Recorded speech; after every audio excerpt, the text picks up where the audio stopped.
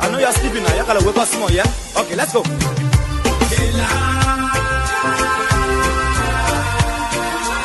people fool us. The people lie to us. The government betray us. So much. I said they lie.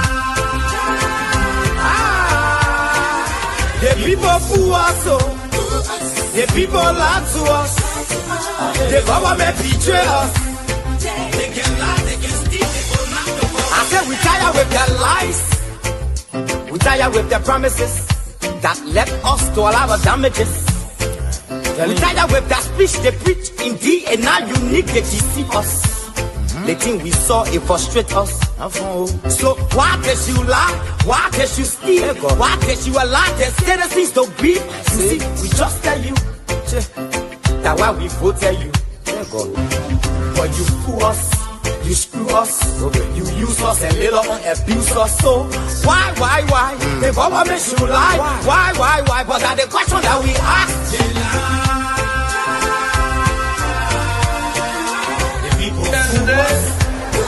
And I guarantee you, when we finish, there will not be a winner or the loser. Today we all wear the jersey of Liberia, and the victory belongs to the people, to the peace and to our democracy.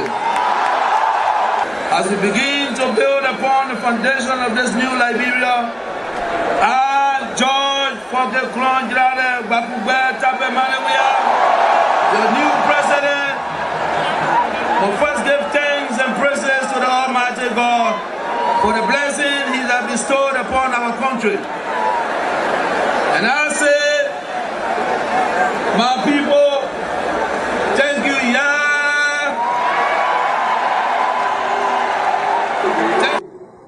The supporters of His Excellency Joseph Boakai presents him as a poor man from Lofa, and I said that he will understand the plight of the poor people. Fellow Liberians, do not be fooled. Vice President Boakai is not poor like you, not even as me. As Vice President, his office received more money. His office received more money from the government budget than any other vice president has received in Liberia's history. He has enjoyed some of the best and most lucrative government jobs. Minister of Agriculture, Ambassador, Managing Director of LPMC, at the time when LPMC had money, and several other positions.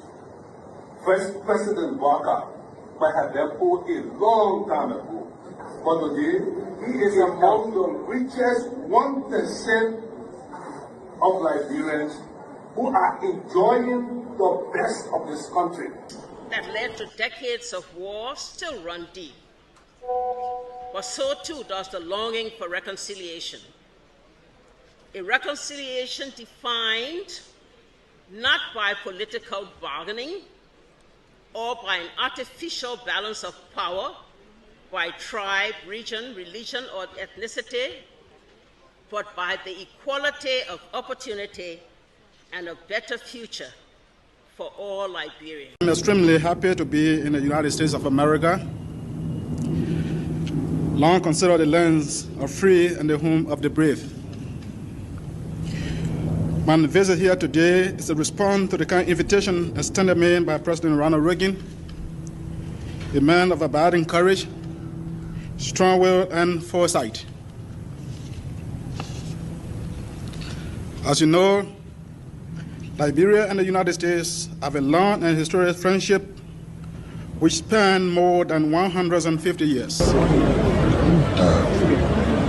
And we got to respect her.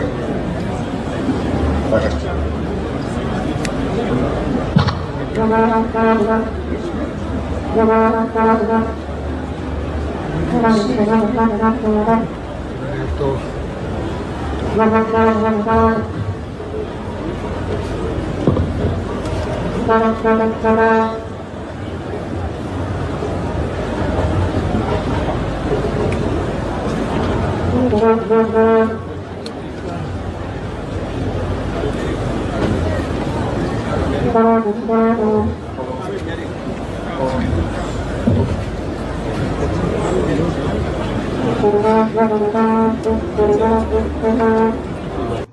I call sort of vicious lie about the fact that Mr. Kobe is gay or brings gay lifestyle to Liberia is complete bullshit. When people can accuse you of stealing people's money, when they can accuse you of being involved in war, anything, people don't make up stuff. They don't make up shit. Excuse my language, right? So it's complete nonsense.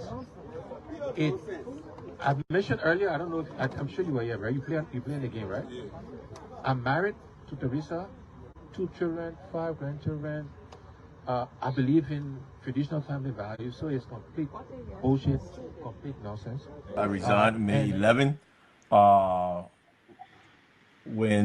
the start of the new session, after the president of Liberia, after our Supreme Court victory for us, and the president made his now famous speech that they will continue to work with the so-called majority, even before defining what that majority was going to be, because we're going into a new session.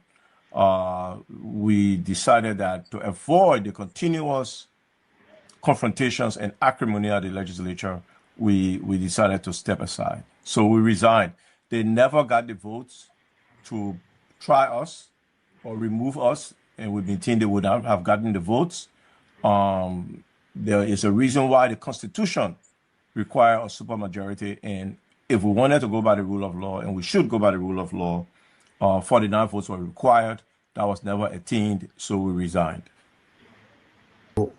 I'm too hard on the CDC. You know, it's for reasons sometimes, Akaro. The big ball that CDC dropped, one of it was right here in Nimba. My brother, let me tell you something. There's nowhere in the world where hundreds of candidates participate in the election. And in the second round, only 2%. And the number of vote cast in the second round is more than the first round. It's not possible. That's what happened in Nimba. He is adjusting. Watch this moment without any commentary.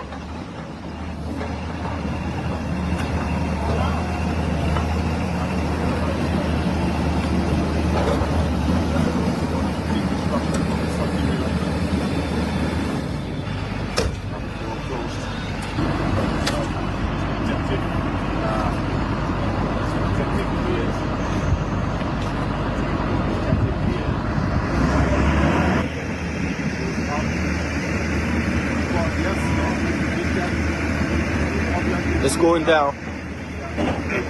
First blow. There you have it. Because the party felt betrayed.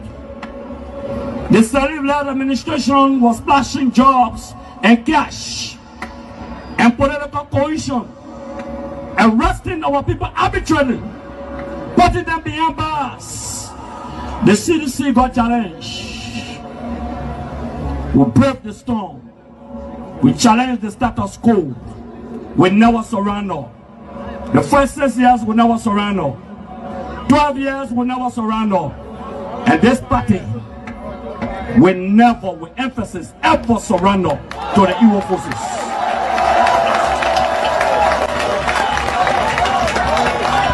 By 2011, 3 of our soldiers were executed on this party ground. 2 at the back and 1 right at the headquarters. The man who shot and killed our people today is a darling boy in the Liberian National Police. They brought him back to shoot more guns. Get ready to shoot. Because we challenge the status quo appropriately. Kroma was murdered on this battleground.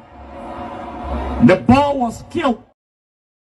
So since 1955, the first concrete structures are being placed here in this village. This is the Popot village along the Banga Ganta Highway. Whatever way it is, it's been a difficult time for these residents here in Nima County.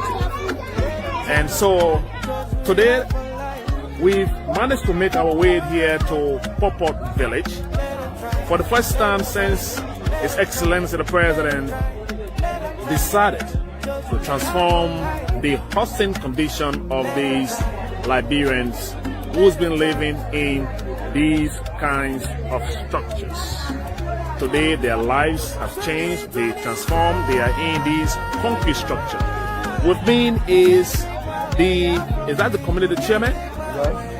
And you got to turn to me so the people can see your face in our conversation. So what is your name, Mr. Chairman? My name is Pay. Mr. Pay, this is Popot Village. Yes. My story here is that it's been here for a little while now, since 1955. So how was Popot Village before? Oh, Popot Village was fine before, but during a certain condition we were in some poverty. But Mr. Wea came and helped us and took us from the Popot Village and built a nice house for us in this Popot Village. And now we are living good life. So before you started living in these structures, these new building that Mr. President built for you, what kind of structure you were living in here? I was living in a post construction before. Okay. I was not living in good condition before. Okay. So since 1955, are these the very first modern structures you see here? Yes. In the first time they lived in this building. Since 1955? Yes, since 1955. Okay. And how do you feel as a Liberian who's been seeing other presidents before President Wea, to see him come here and even think about you to give you a house? Are you paying for it? No, I don't pay for the house, but I'm feeling fine for what you did for me. Okay. So there's no rent and there's nothing that you do, they just build and give it to you free of charge? Yes. You don't add about no time, you don't add about nothing. Okay. You add about to help the people out there. Okay. So what message do you want to send out there to other Liberians who are saying that people are doing nothing in this country, the president is doing absolutely nothing? Those who are saying this thing that President, we are not doing nothing for all, they want to do whatever they are lying to themselves. President, we are really doing well for us in this country. Since 1955, my children, my have been suffering. Since then, President, we are giving our house, we are living in normal conditions. Okay, is there any message you want to tell the president? Yes, I have the message to tell the president. I think it's very well for you to be our building fund and send them back in the business. So nothing bad has been doing.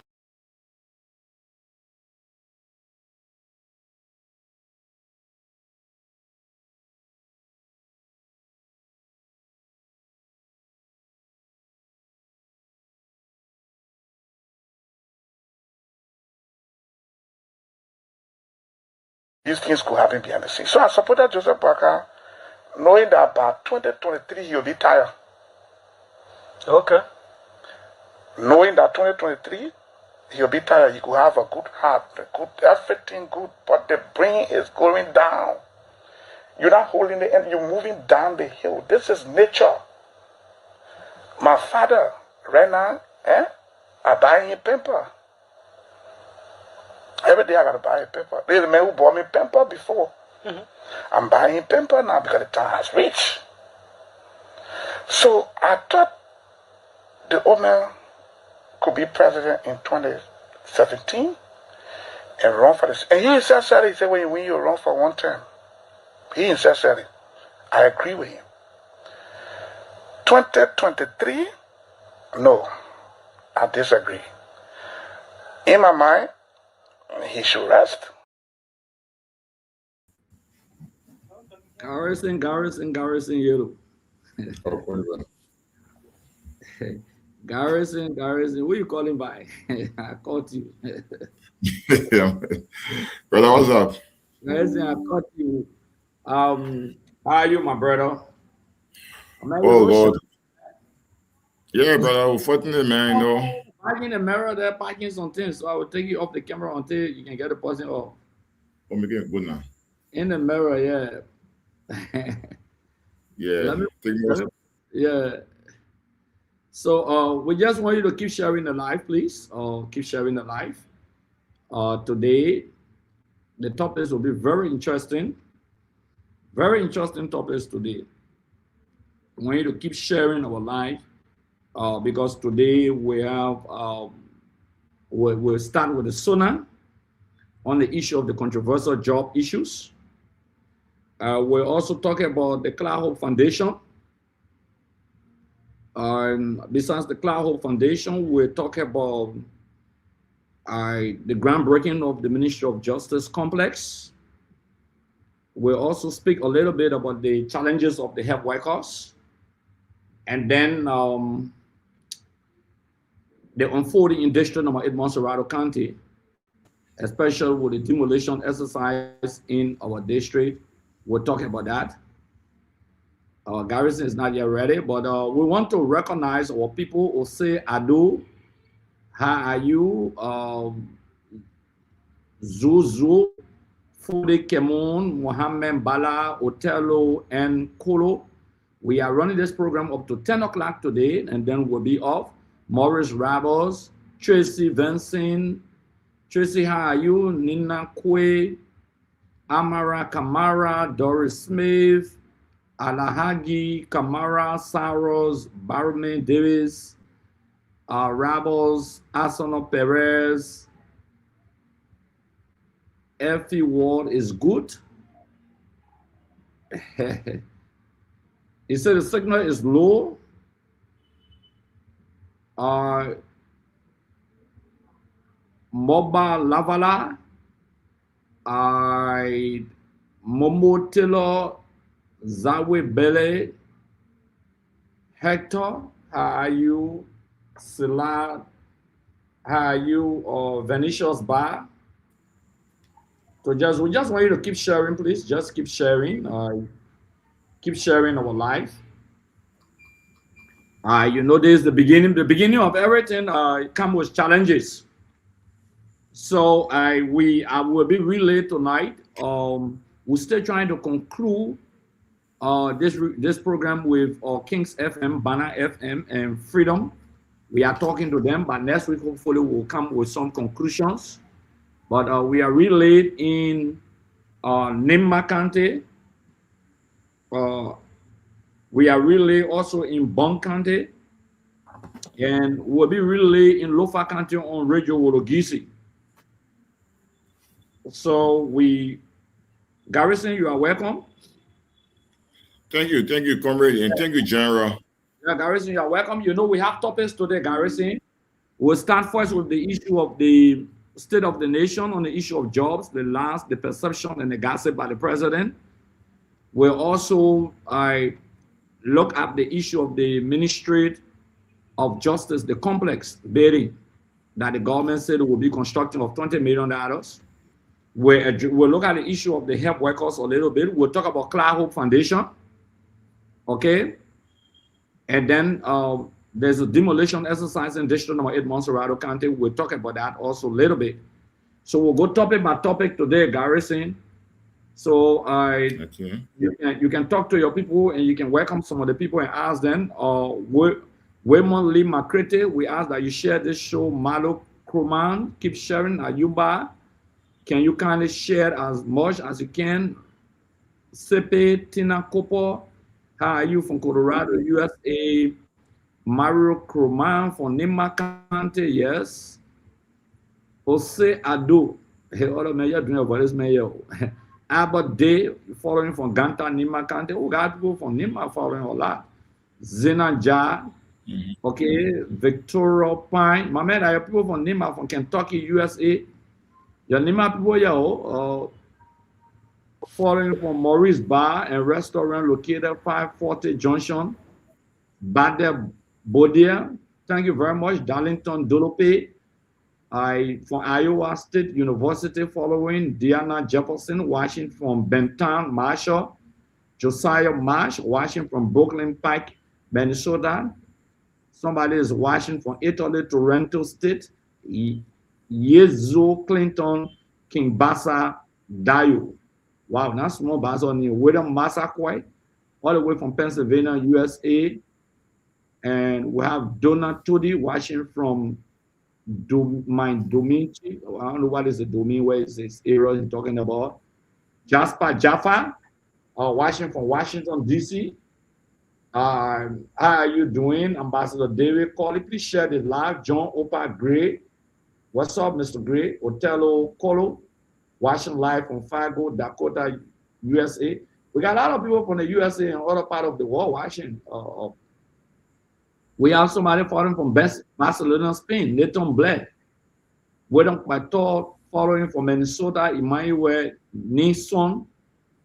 He's from Yekepa County, Garrison. The man say hi to you, Chief. Yeah. You get out my birthday right there. From Minnesota, Samuel Weir. Sample Weir watching from Carwell, James Wilson. Jerry Grisbit. Say hi, General, on the We Don't Leave my credit. The man say, how are you, Garrison and Carlos? I think your name up begin the credit in pass all around the country trying to. Jackson McGill. Yeah. We have City Geeks watching from Toronto, Canada. Seth Smith watching from Satan 3rd Street. Yeah, we'll talk about Satan today a little bit.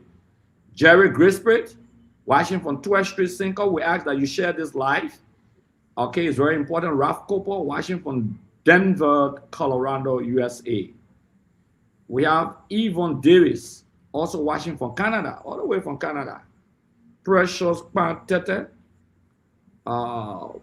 Thank you. Morris Rabot watching from the city of Lower Mangibi County. Melvin Gay watching from Iowa, the United States of America. Abulai Dolet watching from Zozo. Yeah, the city of Lofa County. We expect that Radio Wodogisu will be relaying this platform. Jackson Mensa, Pueblan Turning Point, Maro Kroman. Okay, you extended your greetings already to Garrison. Isagaso, Morovio, Getty Street, watching from Getty Street. That's great. We got people watching from all over the place. Rescue Son, the man saying watching from Mangibi. I should please call his name Rescue Son, so I call Rescue Son name saying watching from Mangibi. Hey, you might well watching from Kakata City. He said Nathan watching from Greenville City, Sando County. Please share.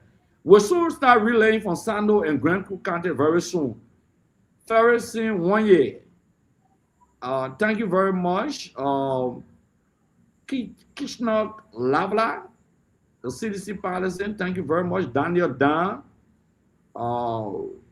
extending greetings to Garrison. John J. Morgan, also greeting Awolowo Paja, following from Bapolu. This person is from Bapolu, Helen Flomo from New Jersey, USA. Francis Ferguson, thank you very much from River G. So, my man, we'll get all the counties in the house. We got the counties in the house. Yeah, sure. Banja. We got Nagme Emmanuel from Oro. We got Nathan Jigbade, all the way from Greenville. Simon Lai from Doazon Lower Mangibi. Emmanuel Willie, yeah, from Kakatan City, we know that. Francis Ferguson from River G, we just said that. Ansu Kroman watching from the city of Nima County. My man, your people here. Somebody following from Minnesota, USA, Stevenson Swa. Please share the live. Please keep sharing the live. So Garrison will soon start the program. You know what, people, we just got to talk to them a little bit. Victor Pine, watching from Kentucky, USA, from Massese, from Matali Esther, Frederick Bill Saki, from Bon County, Matthew Quartet. The man said, well, I touch your hose. Yeah, my man, I touch your hose. What I would do now? You'll take my job for me, so I got to do touch shows now. Now, batting. Somebody, yeah, watching from Atlanta, Kude Williams. Hello, I'm watching from Atlanta. And Sukroman from the city of Nima County, Saros Barraman Davis II. following from Nima County. We got people from Nima, man, got a whole family from Nima County. Samson, Wachiber, Nouvelle, from SKD Boulevard. Okay. So we got a lot of people, man. So Garrison, you can see the people on the screen? Yeah, I'm seeing them. I'm seeing their names. Yeah, so Garrison, come on. Recognize some of the people now. I put one here for you again. We see Rosalind Weir. Winston Dogon also. Say General and Councilor Yellow. I'm watching live from Kentucky, USA. You got Christopher Tubet, also watching from Ghana'sville, Monrovia. Brains Wash, K. Wright, Moses Akara Gray, yourself. You think you will get back in power on anything? Christian Jeffrey is watching from UAE. Frederick Biosaki is watching from Bukazi. Wow. Well, you get Jonathan Seward. You are a very strong leader. Heron King falling from the airport, RIA, and so forth.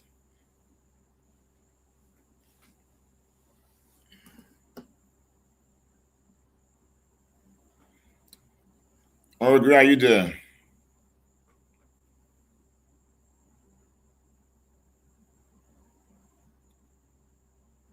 I'm here. Damien Chill, Heron King, Jonathan Swat.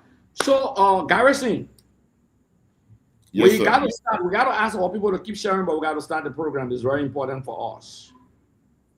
It's very important. It's 8:30 now. We'll start with the first topic because we're 1 hour 30 minutes, and within that time, we'll ask all people to call. So, Garrison, the president in the State of the Nation address made a few statements. The most important thing the president said that they have created 70,000 jobs across the country, active jobs, not just jobs. The president didn't stop there. The president said that the more jobs will be created for the youth. Then the information minister came up. Not only the issue of job, the president said the level of payroll, the number of payrolls in Liberia, he exaggerated and lied about that under the administration. Okay, then the president comes back, then the information minister comes out to contradict the president. Mo Ali goes on OKFM, my little brother, my friend, I like him a whole lot, but I differ with him on this subject matter. That, oh yeah, they produce job in brought some kind of shit, Judah Jeff population. We'll be looking at some of the videos tonight. So let's stick on the issue of the lies and the gossip by the president and the contradiction by his information minister and the OKFM. So you will keep the ball rolling, Garrison, and we'll ask all people to keep sharing while I try to upload the videos. Okay, Honorable Great, thank you so much.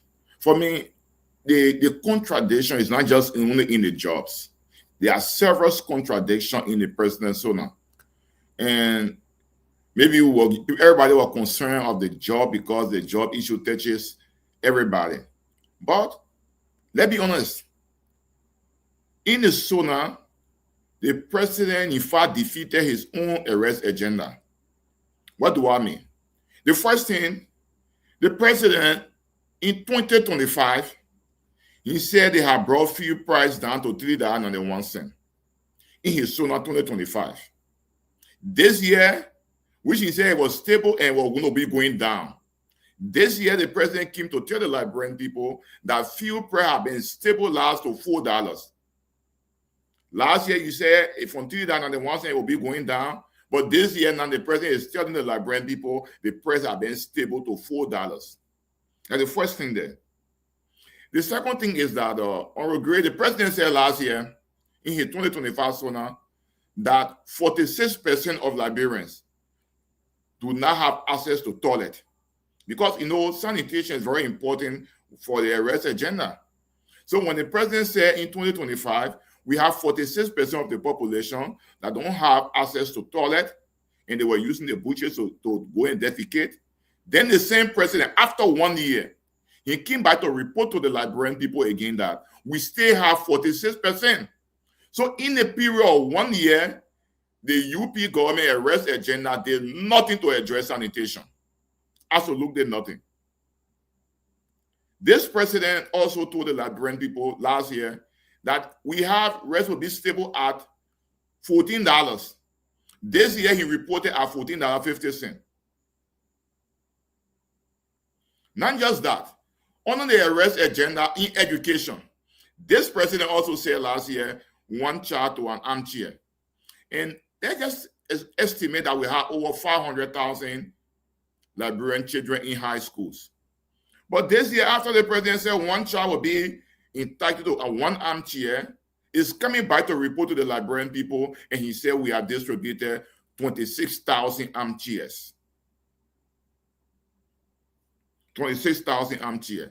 So all of the issues that when the minister Gaffron said, bro, look, all of the bread and butter issue that we're talking about, the president lied about all. And the sad truth about it is, this president went ahead to say they are contemplating on setting up a reconciliation commission. This is one of the most laughable things that I've ever seen. When this president has said, after the election in 2023, and he was inducted into office in 2024, January, he first State of the Nation address. And when Senator Johnson was sitting at that front row, the president looked in Senator Johnson and said they were setting up the War and Economic Crime Court, and the days of poor living with impunity have been gone. After Senator Johnson's death, painstaking it, the hero of NEMA, the president came back to say, we're thinking about setting up a reconciliation commission. So now he has just justified what we have been telling the NEMA people, that everything the president has been saying is about Senator Johnson.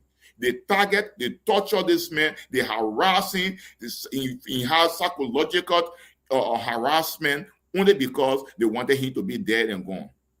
Now he's dead and gone, they come back to say, we want to set up a commission called Reconciliation Commission. What's a contradiction? When President Bouaka was the vice president of Liberia, when we have the TRC, the very Reconciliation Commission you're talking about, we have already hired before, and they reported about who to be prosecuted and who to go, who should be banned. They did that report. And you say, we got to run with it, we got to make sure we end impunity. Now, the president come back to say, we want to set up a commission on reconciliation. Not just that. When former Minister Tue said the MOPO SSR 25 million people were saying, bring the list to all do they want. But the president in the State of the Nation address also told the Liberian people that they put $1 billion Liberian dollars. Almost of the same status of the MOPO SSR. Today we don't know who then get the money. We don't have the listing.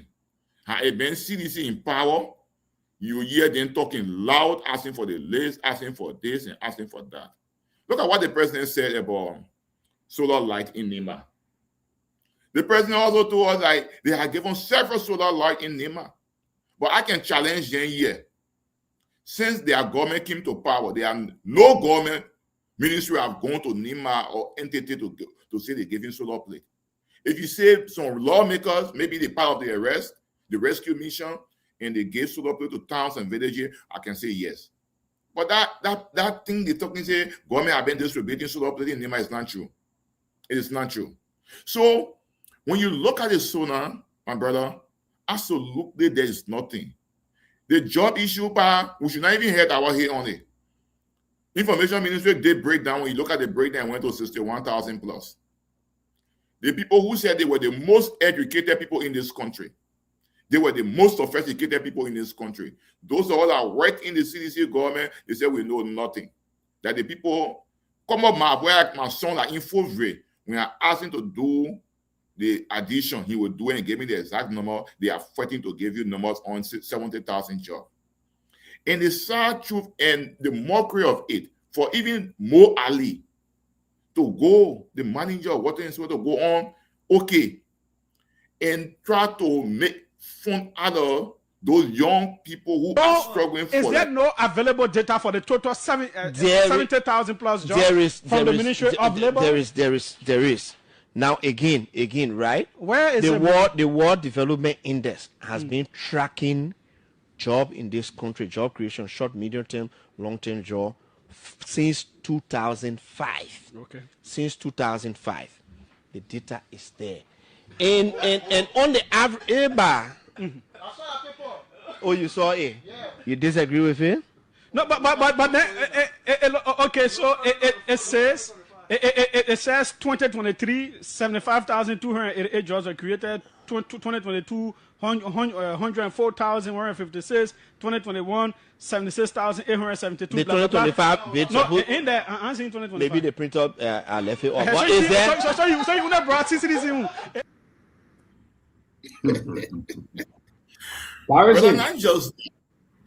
Garrison, look at that video, Garrison. But the people own data, it means CDC created more jobs than them.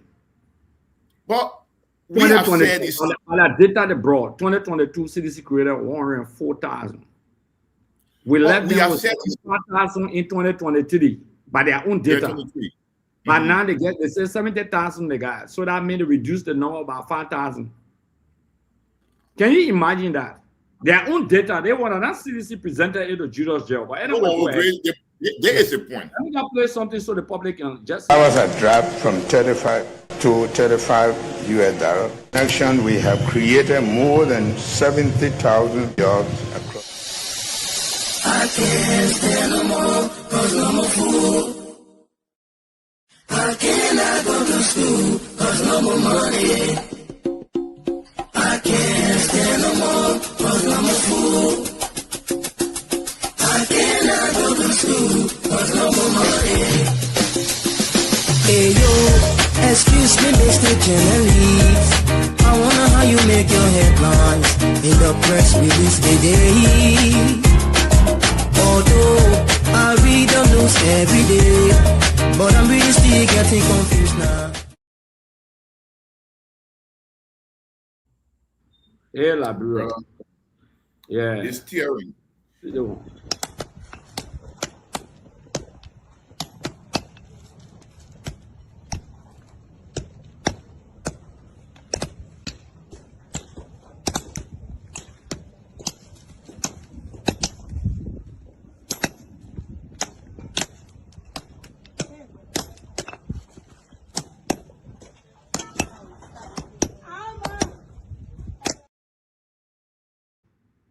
Bola can lie, the government, all the ministers in the government, they can lie.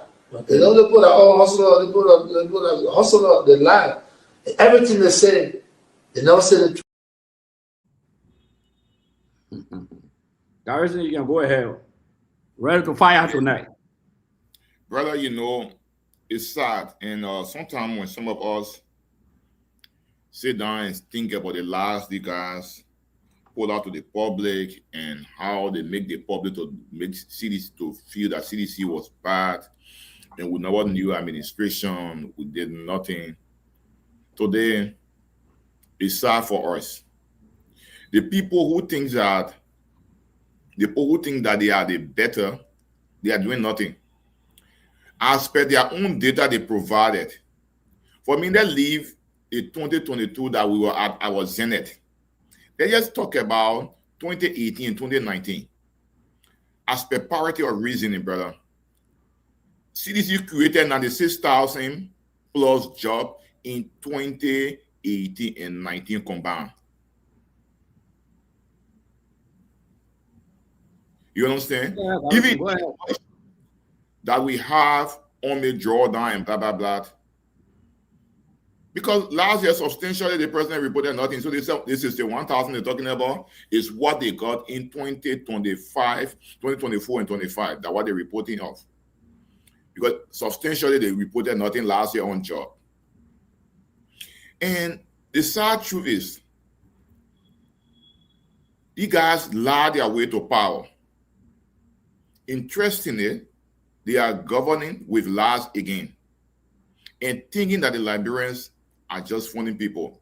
Look, on Grammy, let me give you a phone. Yesterday, I've gone to town and some of the disadvantaged youth. I saw some of them, they came to my car, and they said, already though, really regretting why we voted against your government. The old people look at all the lie on us, say we get employment when we're struggling to find daily bread, but we're waiting. So I said, but you get a job. People say, well, you're working to wash our cars on that job for you. When you're even cooking rack to survive that job. And we're great. The last time I was driving going to Pinsville Townhouse, I saw the little boy right around the Effort Baptist Church, the church of the current president. And I saw the boy crying, and I was concerned. So I drove and I parked him there and slowed and parked the car. And I got down and went to him. I asked the child, you know what the child told me? The child said his mother faced $3,000 or $3,000 worth of bread for him to go sell. And when he went to sell, while trying to cross the road, a motorbike guy was coming into him, and he dodged the motorbike guy, and then the bread fell, and all of the basket fell, all of the bread spilled to the ground. And then he was crying. I said, why are you crying now? You can't go and tell your mom, say the bread spilled on the ground. He said, Uncle, when I go, my mom will blame me because that the bread was selling to feed the home. Because my mother is waiting for me to go home before she can cook food for us to eat. So I said, how much was his total bread? He said, $3,000 bread. And I saw the bread in the basket. I didn't count it. So I took $20 US, I gave it to him. And then I gave him 500, waiting he was living around 72nd. Can you imagine a child living around 72nd coming all the way to Townhouse to be sitting around there?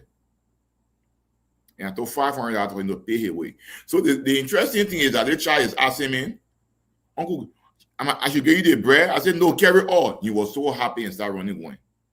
I'm just saying to you, this is the kind of situation we are, our young people, the mothers are encountering today in this country. It is sad.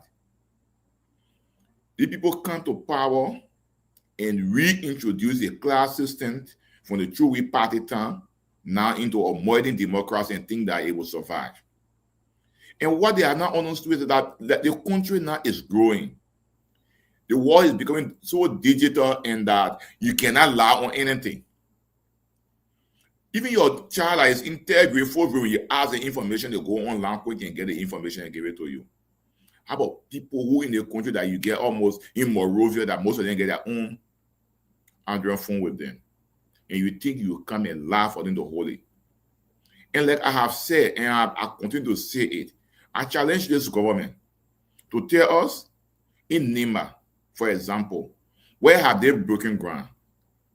What project they have carried out in 3 years? Nothing. Absolutely nothing. And today, the president gave State of the Nation address.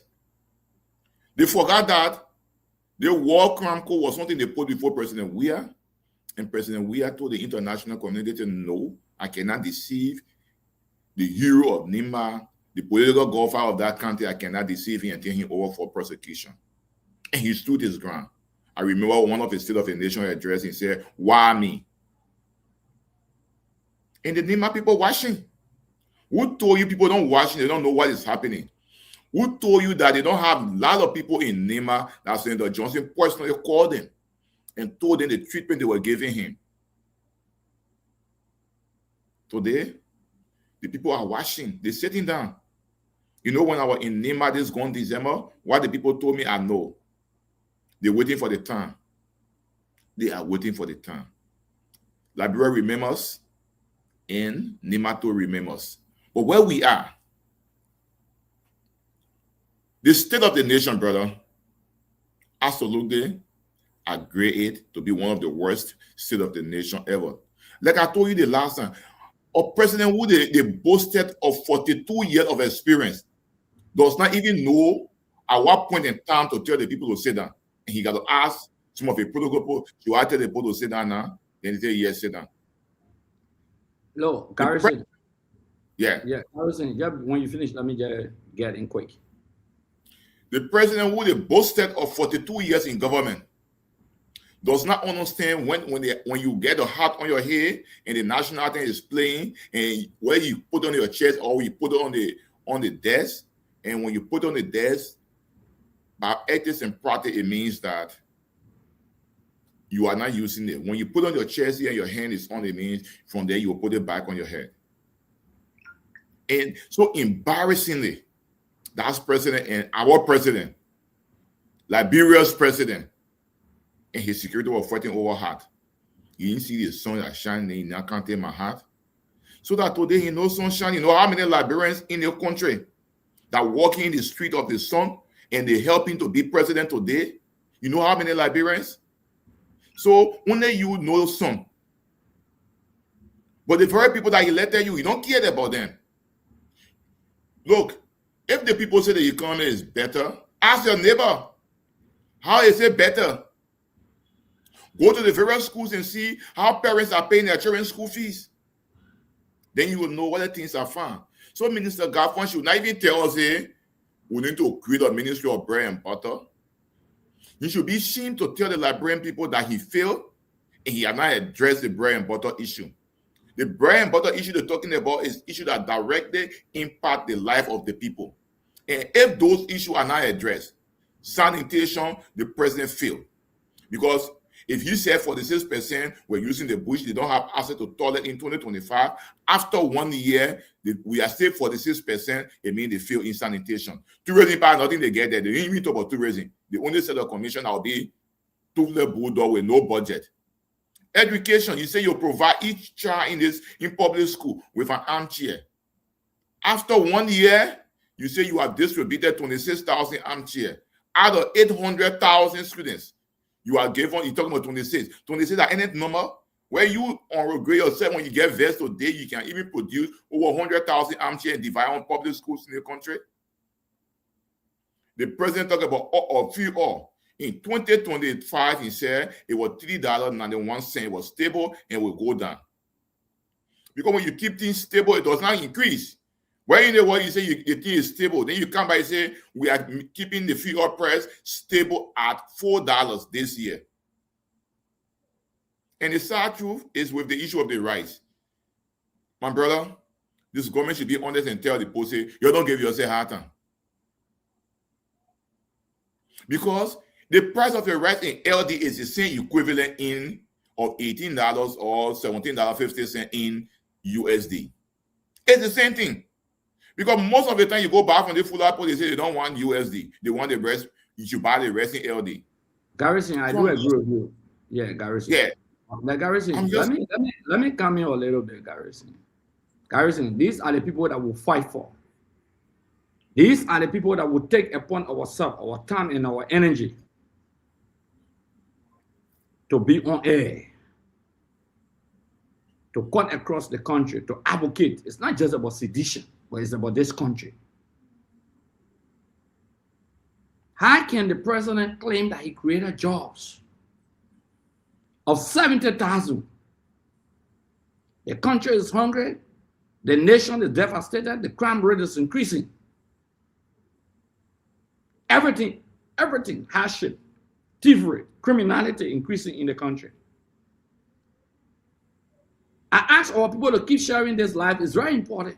Just keep sharing. Thank you very much for sharing and tuning in. But look here.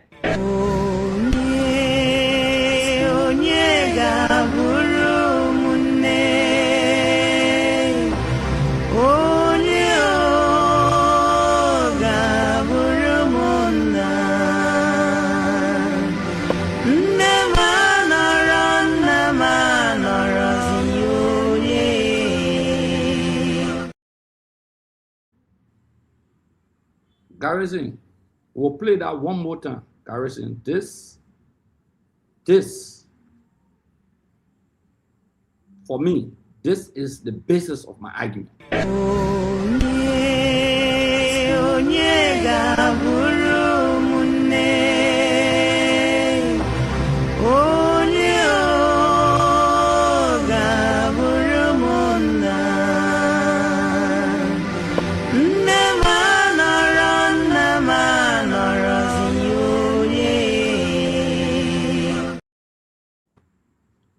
Imagine, Garrison,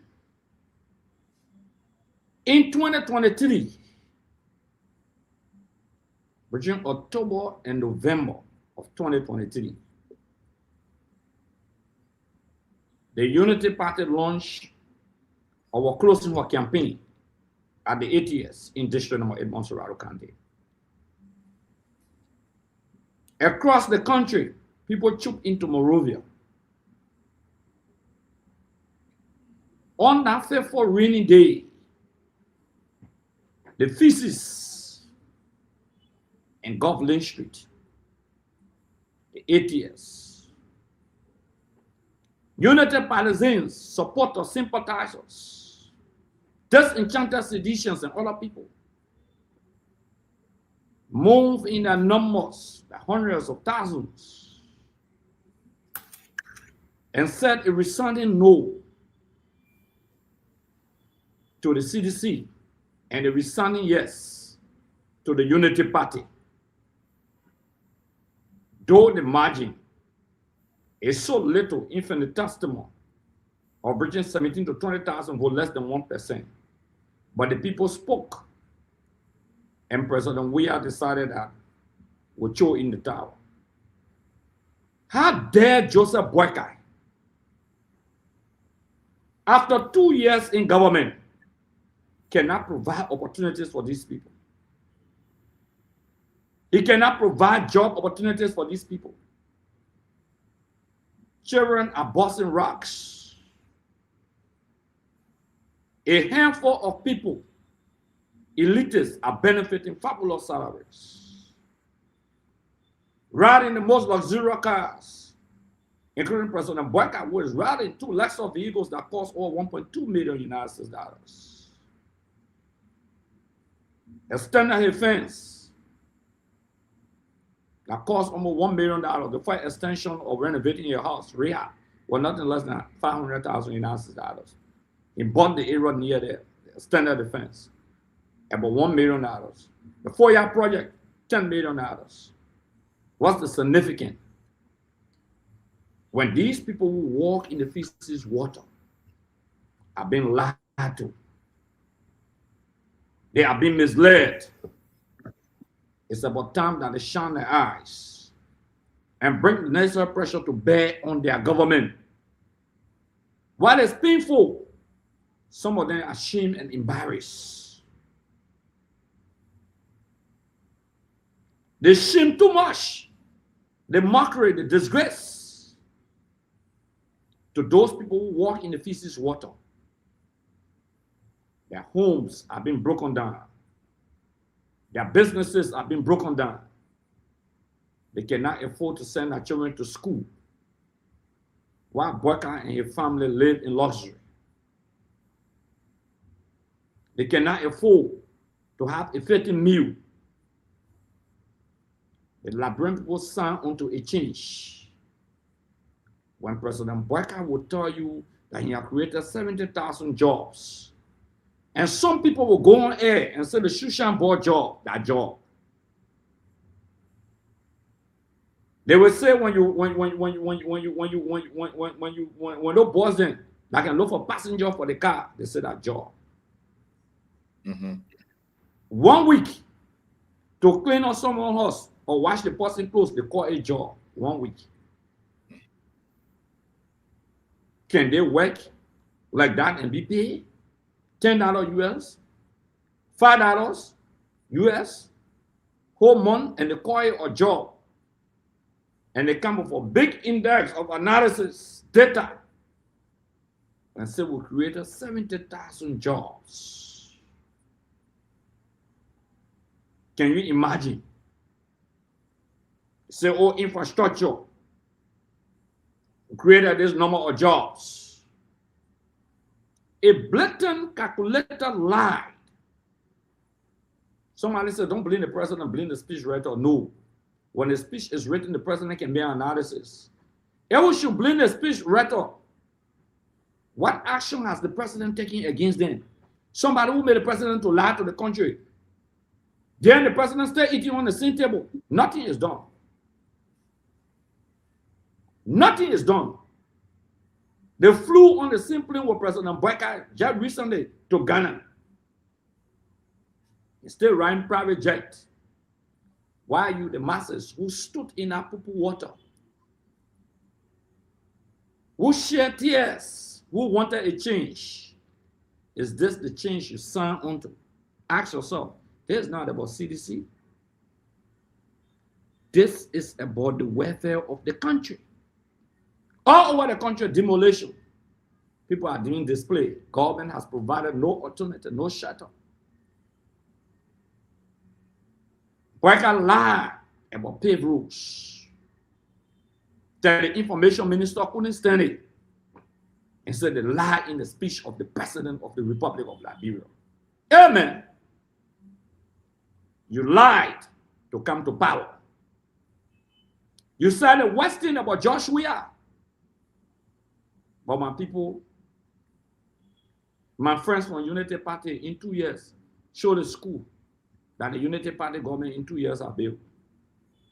Show the market building that they have renovated or built in 2 years to shut out our marketers. Show the clinic or hospital that they have built in 2 years. Nothing. Where are the jobs? Where are the jobs? What is the argument? Where are the jobs? These are the questions that we're asking ourselves. Where are the jobs? Garrison, will you feel proud, or will Unity partisan feel proud to see your child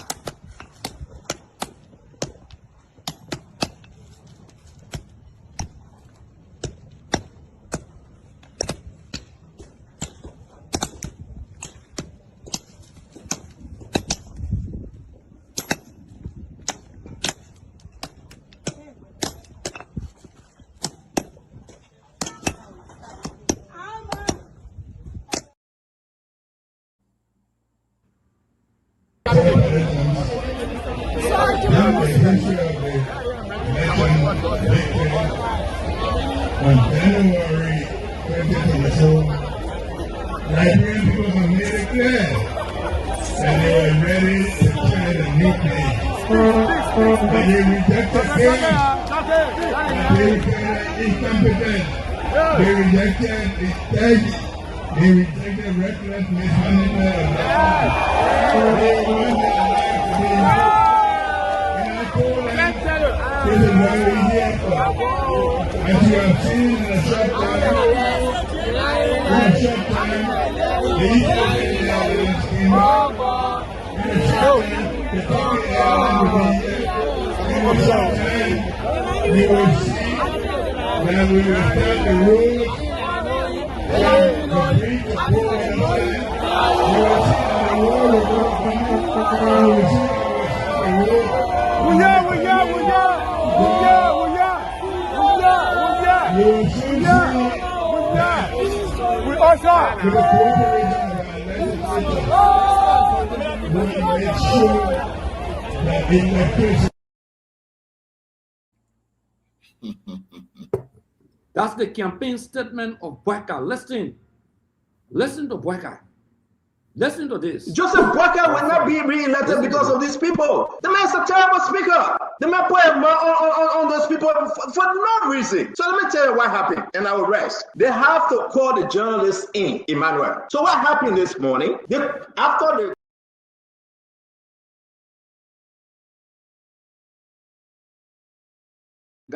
Garrison, I'm all awards, to be frank with you. I'm all awards, Garrison. Garrison, when I see these kids, these babies, when I see them busting rack under this Boyka administration, a government that came to power to redeem our people. Imagine, Garrison, when you see this, Garrison, when you see this thing,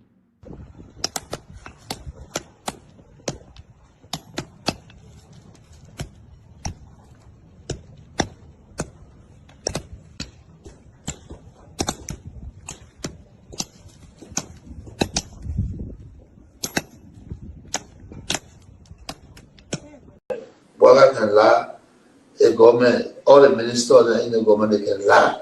You know, they put all hustler, they put a hustler, they lie. Everything they say, they never say the truth.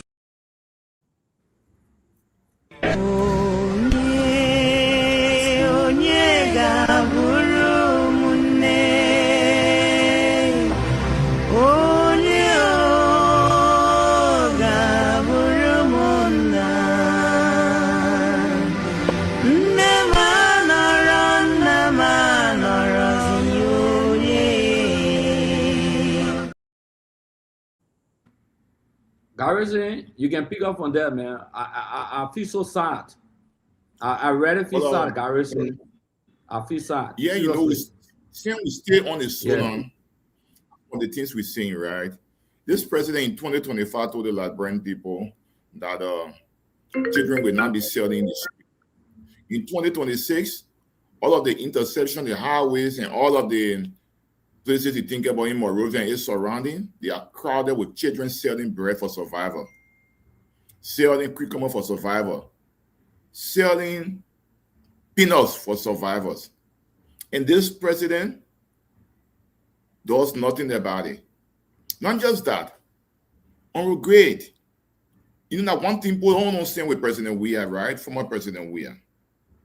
See, the disabled people went to the march and they last time to demonstrate. And this president went and passed by them in his car without even stopping to talk to them. That would never happen to President Weah. He will stop, he will talk, and he will find solution.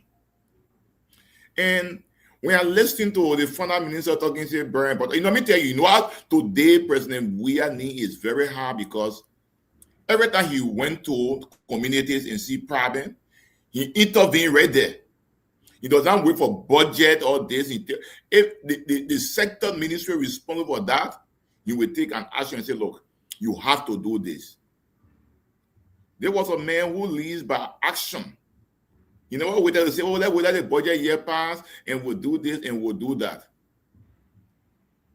You know, when we talking about gambling in this country and this and that, and LBS, got a casino what they're using now. The people, they themselves, they are the drivers of those things that we're talking about.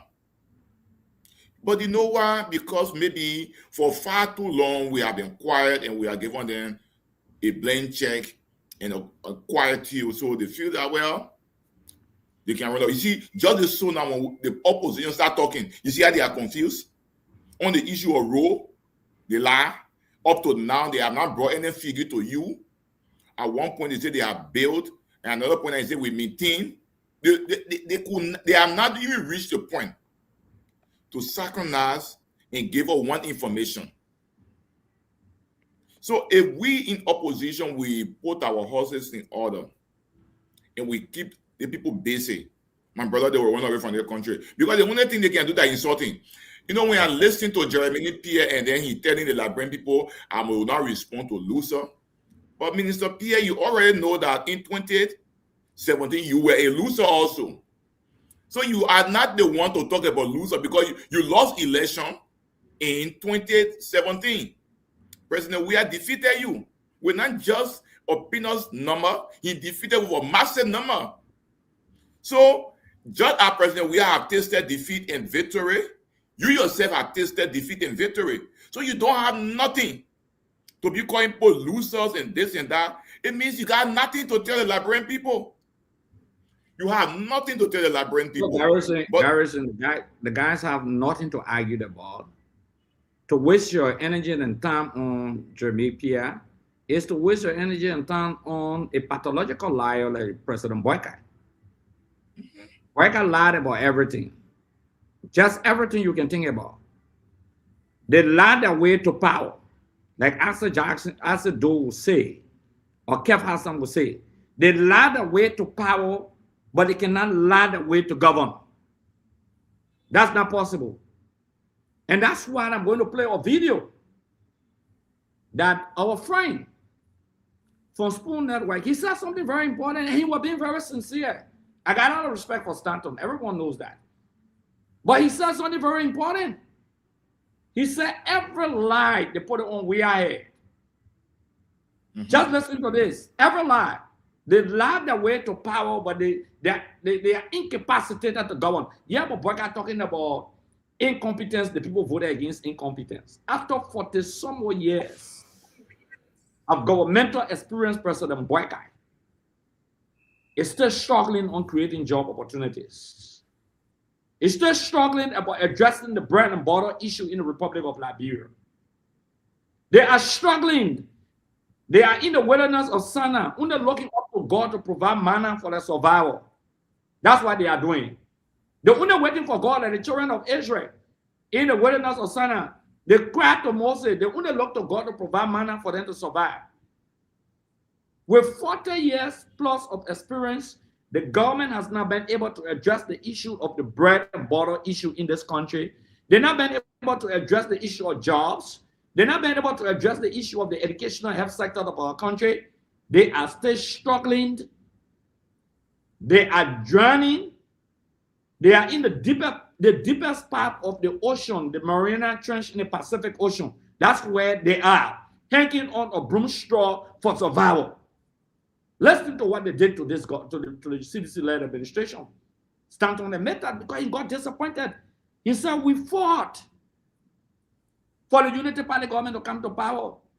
But this is not what we signed onto. We even lied. Some of the things we did, if between we and God Almighty, we cannot say it. Listen to this. So let me be fair, we know it was propaganda. We put every death. Somebody walking and jigger in the toe and they die, we say what job we are. True. Somebody drop a pressure or high sugar, we say that job we are. Yeah. Pregnant woman go get bread and we say that job we are if she didn't make it through. Yeah. Everything was on Jawea. Auditor Death were on Jawea. 3 missing boss were on Jawea. Unity Party supporter of JMP, went against CDC, went against the pathologists, said you were fronting for CDC. You and I and the rest of the team that supported Unity Party and Joseph Yeman Boyka, including Phoebe Herons and everybody else, we beat on CDC government. True, which was wrong.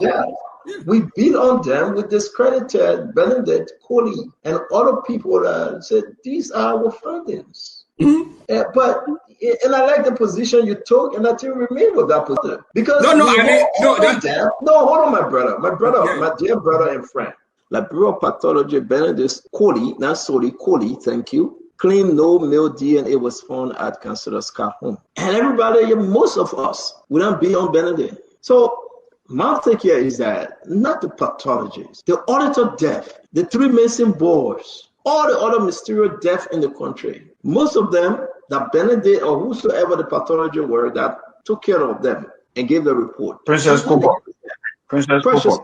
All of yes, we went against them for politics, and now the chicken is coming home to roast. But should we destroy the credential of our own, like Councilor is saying, because of politics? Is it fair that we send a young man out of the country and they were trained and they returned to serve the country, and we put politics in it? Listen to that, and he be honest, and we'll get a credit, the video credit to Spoon Network. Okay, because we got to give video credits to people. All of the institution video them playing gave them the credit. Okay. But imagine, that's not just an open confession, but it's when you sit and say, we did everything, like you have a child, and you put all of your finances in that child to go to school. You take that child as the special one. You have invested everything into that child, and the child keep making you shame. Garrison, you cannot hold back. Garrison, looking at the comment. Garrison, you cannot hold back. Garrison, people will comment, people will debate. Garrison, imagine. Stanton could not hold back. Not only him, the other guys who supported Unity Party on the platform, they could not hold back. Auditors, like Joe Wiakinen. Princess Kopo, like Joe Wiakinen. Auditors, people, pathologists that the government spend money on, they came to get a credible report. They say, no, move on here. Everything because they wanted to do everything because of politics. I don't blame them. Brecker is in power today. No politics. The reality is unfolding. The reality is unfolding. 2 years, you cannot increase about 7 salary. You spoke against harmonization. You condemn everything, but you cannot change harmonization. 2 years. And Gafwan come and say, should we create the Ministry of Bread and Butter? Imagine the finance minister himself, who is an accountant, not an economist. People are misplaced. What happened to the agriculture ministry? The greatest strength of President Brecker should be in the agriculture sector. The greatest strength should be in the agriculture sector. There is something happening in the country. Garrison, we need to raise it as an early warning. The crime rate in the country is increasing. The burglary busting into people's homes is increasing. Not just jacking phone. There are factors that contribute to crime rate. There are factors that contribute to even prostitution. When a nation is hungry, when people don't have jobs, when they cannot feed themselves, when they cannot send their children to school, when they cannot take care of the health situation for themselves, they will revert to ugly behaviors. Some people will go take drugs. Some will steal. I'm sorry. Some will do prostitution. Have you observed that the level of rape cases in the country, I think in 2024, in 10 months, over 2,700 unprecedentedly in the history of the country, the number of rape cases. Under this government that should have zero tolerance for rape. The judge umpire say, I will say wasa. This government has not been able and has not demonstrated any ability to be able to address the bread and butter issue. Even our people in America and other parts of the world who help to contribute towards Liberia. You don't need that the children will see a rocket scientist to know that the country is hard. I'm looking for one video. I hope somebody can send it to me on my WhatsApp. When Clarence Jackson or OKFM went in the street on the day of the tsunami, I got a video, but I don't know where I placed it. I want to play it tonight. I hope somebody can just send it to me quick. Liberians were complaining. Before you go to that video, they were crying, but I want you to go ahead while I look for the video, Garrison. Garrison, yeah, you can elevate this conversation because this country is on the brink of crisis. A hungry man is an angry man. Anytime people are hungry, they're angry. The country is bitter and angry. The divisiveness. This government has demonstrated the incompetence Brecker was talking about. Garrison can go ahead while I look for the video. Yeah, great, thank you. But you see, when I listen to the finance minister provoking the Liberian people even more, talking about bread and butter, for instance, a seasoned financial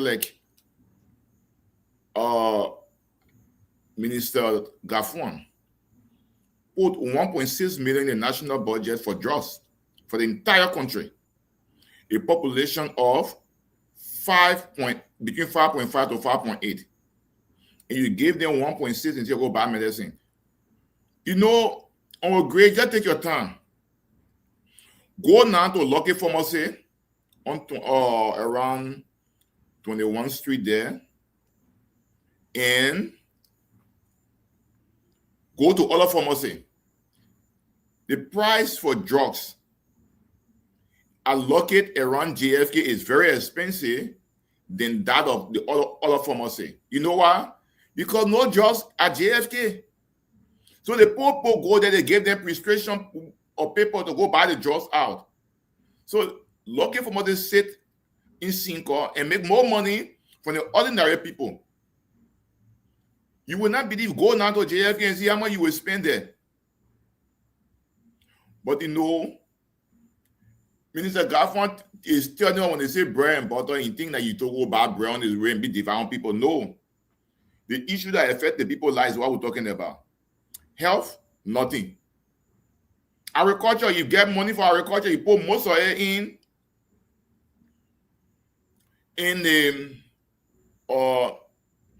salary.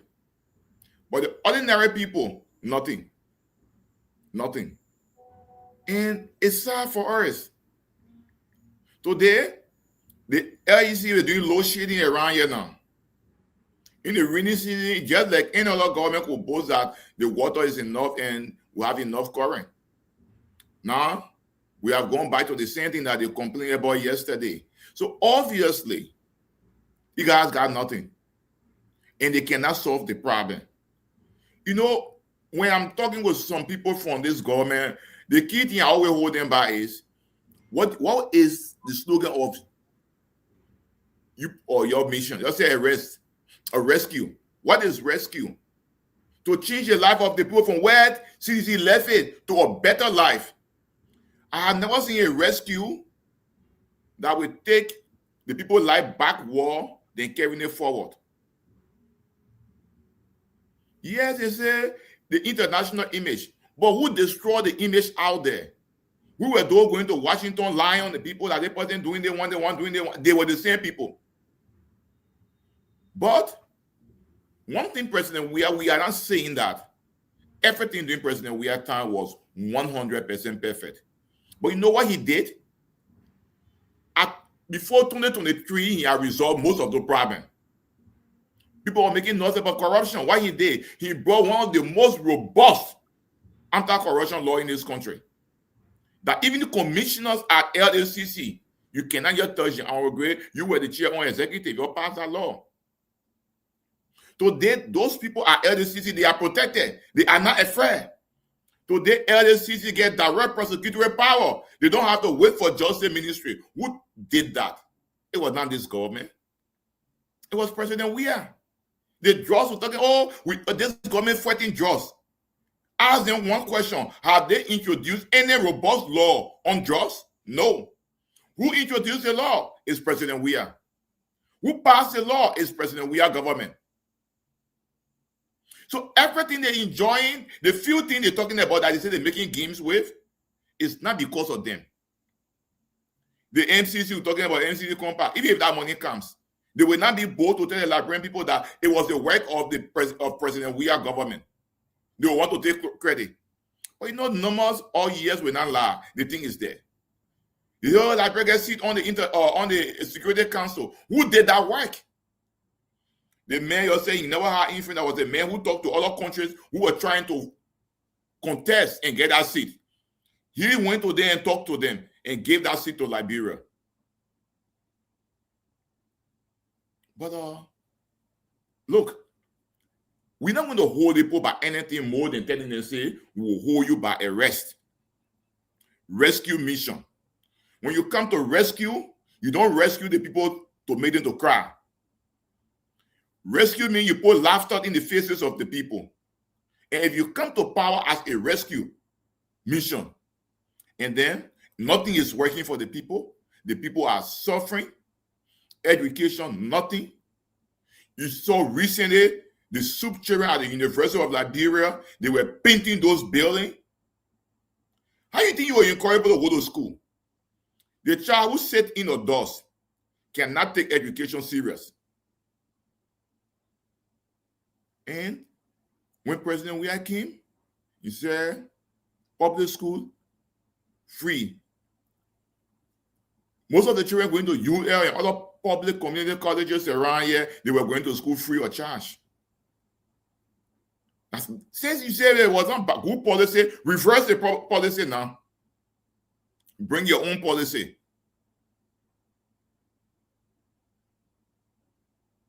So, look, absolutely the people have nothing to offer.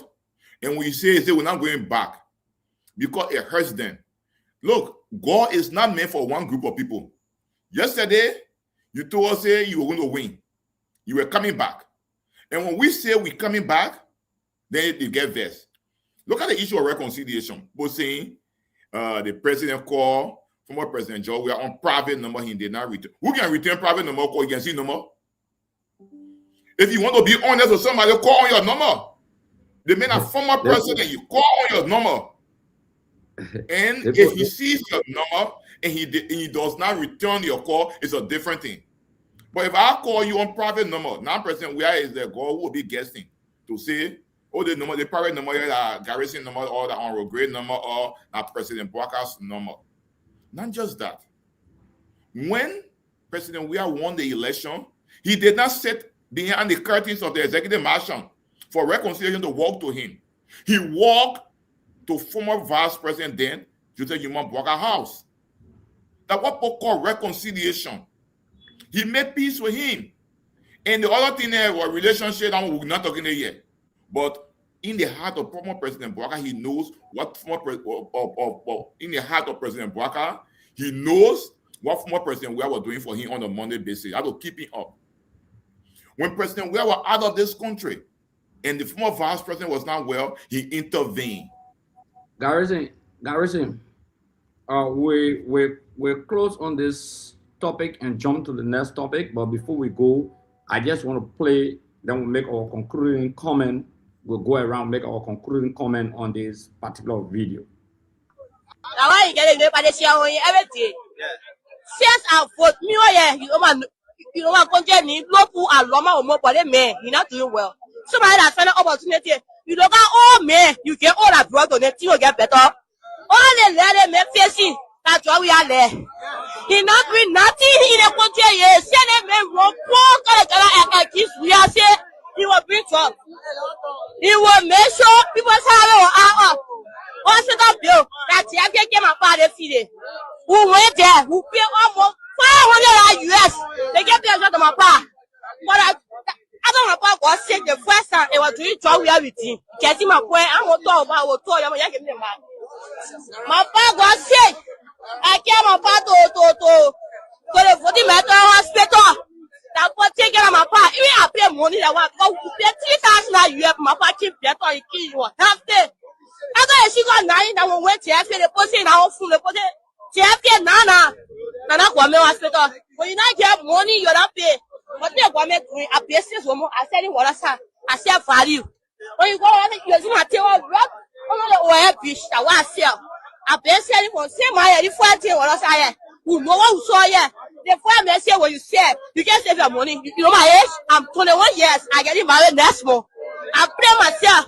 My daughter into I don't go see someone I pay $500 for all. That come paying it, but you have to build trust for the people. I'm tired selling what I saw.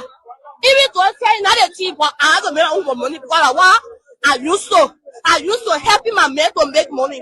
I'm not a liability woman. But what I say you will do for her. You not do nothing, that 50 share. And we want to tell you can. You see how you that money? So I used to put the money, say, you were sharing the money. The poor are stealing the money. Why are you the money? You go pay my son of far. Ain't no my son. The government say that my son, I'm not for more. If I ever say, you pay my son.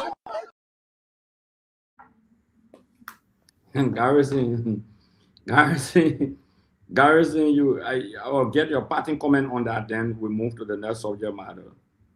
Yeah, brother. What else we have to say? Like I said, the people used to ask your neighbors. Let they tell you how life is going on. Let they tell you where are the jobs. Well, let they tell you how the people have rescued them. That's it. You listen to the sister who just spoke. With the interview, you will get to know the suffering of the people. And these are things that happen every day. And my brother, we who doing the loyalty and are helping people. Go to the Supreme Court and talk to people. Even during COVID time, my brother, when we go to court, we know how we can come home. But now go to court. How you used to come home? You used to come home fat. But this thing, you come home dry. You come home dry. I'm just saying to you, absolutely, the people only came to rescue themselves. Nothing more, nothing less. And brother, everything we see in this country is just going backward. So it is not the CDC that carrying this country backward, because there is no country in the world. We all appreciate development, that you have a development agenda and you don't think about the survivability of your people. But these are key things. The man, maybe a man who are reach 60, he struggle all through his life and build a little house. And you go, you break the house down without giving you a dime. You are breaking people's houses down, giving them nothing. When they tell you that development. So when you build roads and there is no citizen to live, who will drive on that road? You think the car will just be riding by themselves on the road? You need the citizen to drive on the road. So development cannot come in the absence of the survivability of the people. So on the first issue, my brother, absolutely nothing with this sonar. It was just disaster. It was meant to tell the people that the same prevarication, the same lies the people carry on from 2018 all the way to 2023. It is the same lies. And you know the sad thing, they still feel that they are in opposition. And brother, let me tell you before you leave, before we go to the next topic. If you see Unity Party, if you see them saying now you're talking, you're arguing, you know what they'll tell you? We know you're popular. We know you'll get the number, but we'll cheat you. Okay. Thank God you acknowledge that we have the number, but you will cheat. So it's laughable, but let's focus on our strategy. Let's make the Liberian people to know that, yes, we didn't say everything was 100%, but we took steps. Since they said they came to rescue, what are the steps that they have taken? Nothing. You stop the RRI road. Why you think you cannot be facing the road? Why you doing all this? You say you're doing all this until the order is finished before you come on the road. You know why? It's still hurting them that President George Manonwia is taking glory for this road. It's hurting them. So they want to frustrate the effort. So that's it, brother. Yeah, it's very painful. But Garrison, you know, in my conclusion, I will just be very clear. The president lied. And this is very dangerous for the forward march of our country. You lied about jobs that doesn't serve the purpose of addressing the bread and butter issue. You lied about that. How in the world will you come to the nation that is hungry, there's no agricultural revolution, and lie to them? Does the president feel satisfied with this video?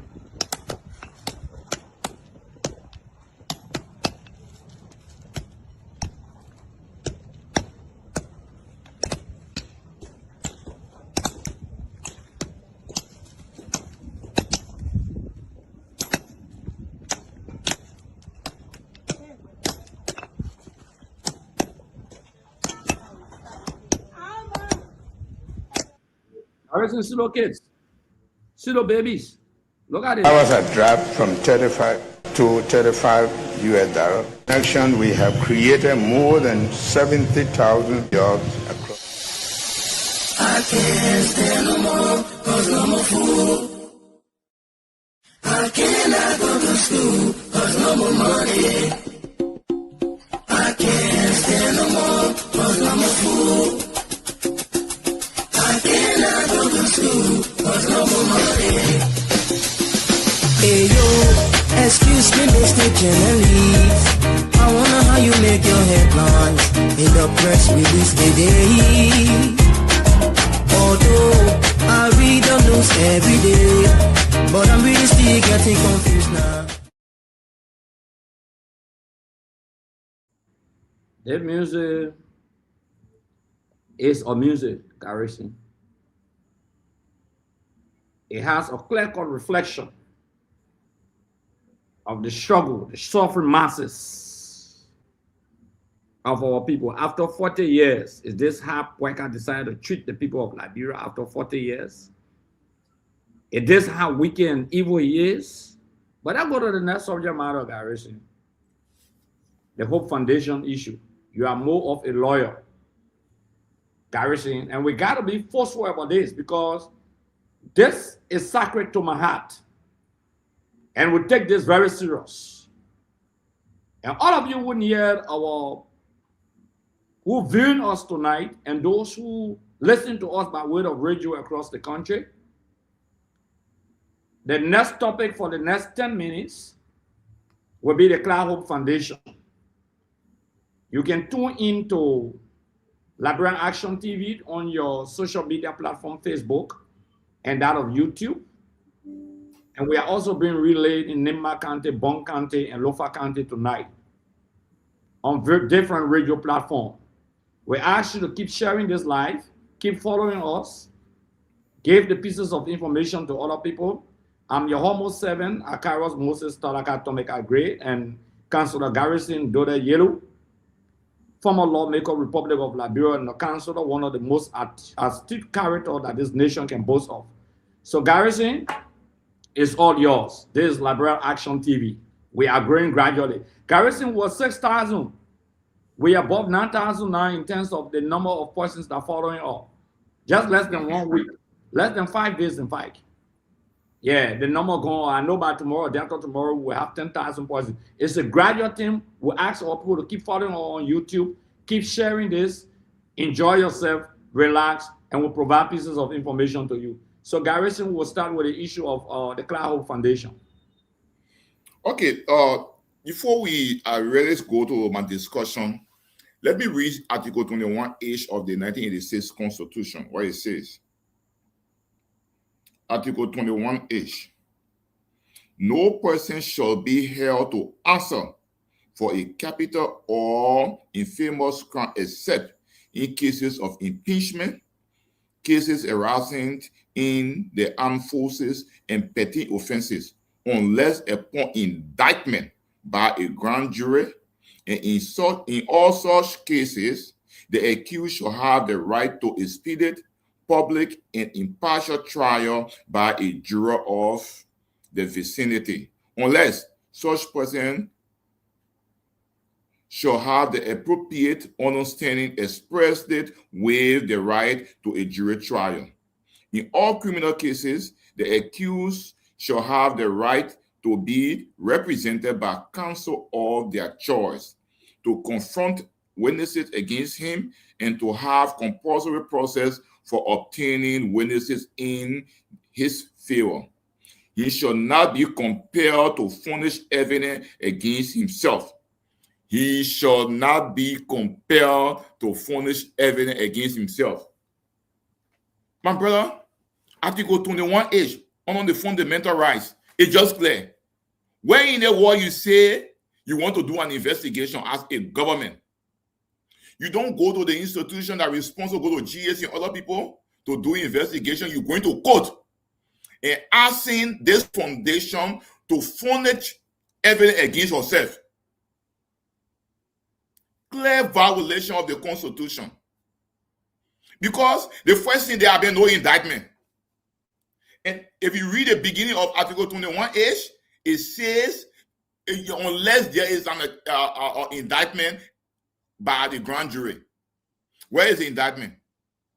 Then you ran to the court. So it beats my imagination how the court will in fact issue that subpoena when there is nothing before them. And nobody will tell you, say, criminal procedure law or this and that. Look, the Constitution is the supreme law. What it says, what will go by. Article 21H says you cannot be compelled to furnish evidence against yourself. You cannot incriminate yourself. So if the people have evidence, let them run with their evidence.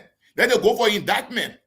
But you cannot use the hand of the foundation to carry on indictment against themselves. It's in violation of Article 21H of the Constitution. And this is not the country we envision. The people that came to power and say arrest, and an element of arrest is rule of law. Rule of law means you should do everything in keeping with laws. But for you to just violate the laws, and say we will do it, look, it's a recipe of chaos in this country, and we have to be very careful. My brother, let me tell you, when people knew in the 80s that they could no longer get justice from the court system, that the result we saw in 1990, that the result that kept us 14 years, that the result that killed over 250,000 people in this country. Rule of law is very, very critical, because it's the place of the last hope of mankind on planet Earth. Why you think in the TNU case, we were so brave to go to the Supreme Court? Because when they would say that's a place of last hope, and the court ruled and said, look, you violated the poor right, you should go back to job. They took their job, we don't care. But Mr. Weir, understanding her background and knowing for the way that she wanted to give back to society, decided to help. And the funny thing is that I was the lawyer for the estate that sold the property to that foundation. So I get understanding of how they acquired that property. In this country, we have to be honest with each other. Let's respect the law. If you think you get all of the government records, stay in the system to fund our ministry, and the executive marshal is there. If you think you got anything to investigate, you have the record, you have the books. Go through it, because even the Ministry of State, though, the former first lady of her office to give quarterly report. Use the report. But what is happening in this country, between you and myself, my brother, is troubling. It got no legal basis. It's a dangerous sign, and good citizens must stand up and speak about it. We say, oh, people get the power, they don't want to do good. Somebody say, my husband is president. But the poor children are suffering, let me help them. Where you have that school, where I have my property, my brother, I know the place well. So when we talk in this country, there are certain things we should not play with, especially when it comes to rule of law. Because what brought us into conflict in this country? Because people feel and say, well, a president does grab us, he will carry us, and we will not get justice. And when people start to suspect that they will not get justice, the end result is not good. What makes America great? Because anybody can go to court, they will get justice. But when people see the law clear and just come on and violate the law and say, you can't provide evidence against yourself. As a former defense counsel, in our training by the American Bar Association several times, they train us that the defendant cannot provide evidence against himself. That's why when they ask you a question that entraps the defendant, you always object to it. For us to sit down in this country and allow these people do what is happening, I think is not a good sign. So that on regret is Article 21H, you can read it. There is no argument about it. There is no indictment from the grand jury. And now you're telling them, yeah. Garrison, you're loyal. Me, I'm not loyal. The entire thing is political, like I said. I remember a colleague of mine from the Unity Party called me after we lost the election and asked me to join the Unity Party and said, look, George Weir condominium will seize it from him and seize his property, government money. We take his wealth property, Clark Foundation, and we turn it over to Kotum Boykai. You'll be shocked. I said, ready? I said, that's not possible upon our dead body. That's why Joseph Boykai is fighting for this property. Clark Mountain Assets Recovery has no control that Joseph Boykai. You see Kotum Boykai? And Clark We are. Look at them.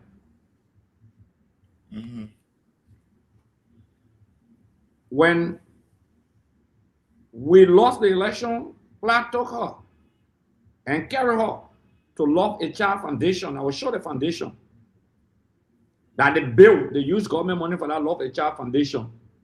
That Clark built. She couldn't dedicate it. She said, "Well, I've completed it. You can dedicate it."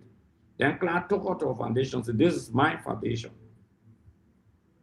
I built this foundation. I love it with international partners, business people locally, individuals who have fundraising." The current first lady, Kotumu Boyka, said, "Oh, that's great. Myself will go have my foundation." She got a foundation today, Kotumu Boyka Foundation. Joseph Boyka get a foundation. Kotumu went and told Boyka and said, "That Clark Foundation, that what I want." You know, the woman who fooled something, rubbed her hair and said, "Tell me your secret." That I should rub Joseph Boyka's hair in the night. There's another Bible story where I think the king, the woman say, "If my daughter dance," or something like that. I can't remember the story very well. You know, I forgot a little bit. But what would be your wish? When I go to church. My man, I go to church right across the road here. But I know the story now. They get to her past say, I will fulfill your wish. Afterward, they get ran to her mom. Her mom said, "I for the head of Joseph." And I too. John the Baptist, I mean. I for a head. The king was shocked. But he had to do it. They got to a woman that is a woman, she's very wicked. When she asked her husband, she said, "I need Clark with your foundation." I went there to with that foundation, looking at the same foundation I want. That all, yeah. Clark called the woman Mama. Mama. Call Mama. Our man. But she's so ungrateful and wicked, she and her husband. Are they saying to us that when Boyka leave power, he was vice president when he have Joseph Boyka Foundation, a vice president of the country? When he leave power and will come to power, she would take Joseph Boyka Foundation for him. She would take Kotumu Boyka Foundation. For you, you're lawyer. Me, I'm not lawyer. But upon our dead body, Joseph Boyka will shoot guns and pick up our bodies to ever in our lifetime and allow this area to be turned over to him. He's a joker. I can tell you that Joseph Boyka is a joker, an extreme joker. I want to show you something. I want to show the world something. You know who they're suffering? You know who they're suffering? They want to suffer the kids. They want to suffer these children. The innocent children are going to school, they're free of charge. The babies, some of them don't have parents. They want to suffer them. They want to undermine the integrity of the Clark Foundation so that nobody can help again. Who will suffer? Clark will not suffer. Joya will not suffer. Or will not suffer. They are all good. Professional soccer players, some of them, very good. But guess what? These are the kids of the market women. Some of our people, these children, some of them are orphans. They don't have parents. If their foundation is not strengthened, you want to damage the international image of the foundation. That's the objective of the Boyka-led administration. And subsequently take the foundation and give it to Kutuma, a wife, the woman here. This woman, you want to give our foundation, the Clark Foundation, to your wife. Take your 4-year project. You got 4-year project. Garrison, let Boyka take a 4-year project and give it. Boyka can take a 4-year project and give it to your wife. Let them there. Look at them. Take the 4-year project and give it to your wife. You want to take someone project, a registered entity. Cloud Hope Foundation is a registered entity under the government of the Republic of Liberia and paying taxes. They get a business registration document, everything, they paying taxes to this government here. Everything. They are not indebted to the government. Joseph Boyka had a foundation and still having a foundation. And government money going to Joseph Boyka Foundation. The college in Lofa County contributed to Boyka Foundation. Garrison, you work at the legislature. What crime is it? Which is not the case with the Cloud Hope Foundation. What crime is it for the government of the Republic of Liberia to give money to a private entity? Like for humanitarian reason.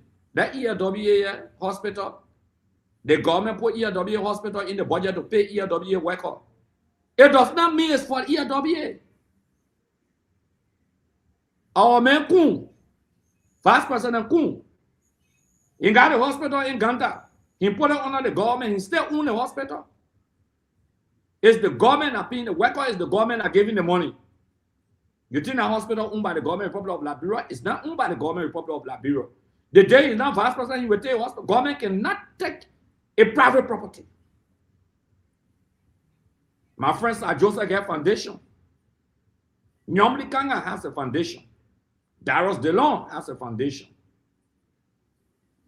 Or Tomo Fala. Many lawmakers got foundation. Garrison, you and I we never have our foundation.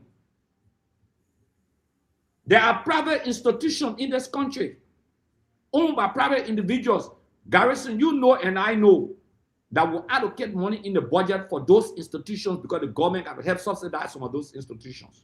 Rachel Nixon, for example, in District Number 8, will put money in the budget to subsidize private universities and colleges in the country. Some of them will put money, even SDA school, the first 2 years. Ford will put money in the budget for them. There's a school, Rat Spring Valley. We put money on private school in the budget for them besides the government institution. What crime is it? If the funding is mismanaged, the government can order it and go after you. But that's not the case with Cloud Foundation. That's not the case of Cloud Foundation where the government put money in the budget and give it to Cloud Foundation. There's no public record to that. Not only that. Under the issue of the corporate social funding, NPA can decide. Today, NPA went. They have fundraising program for the University of Liberia.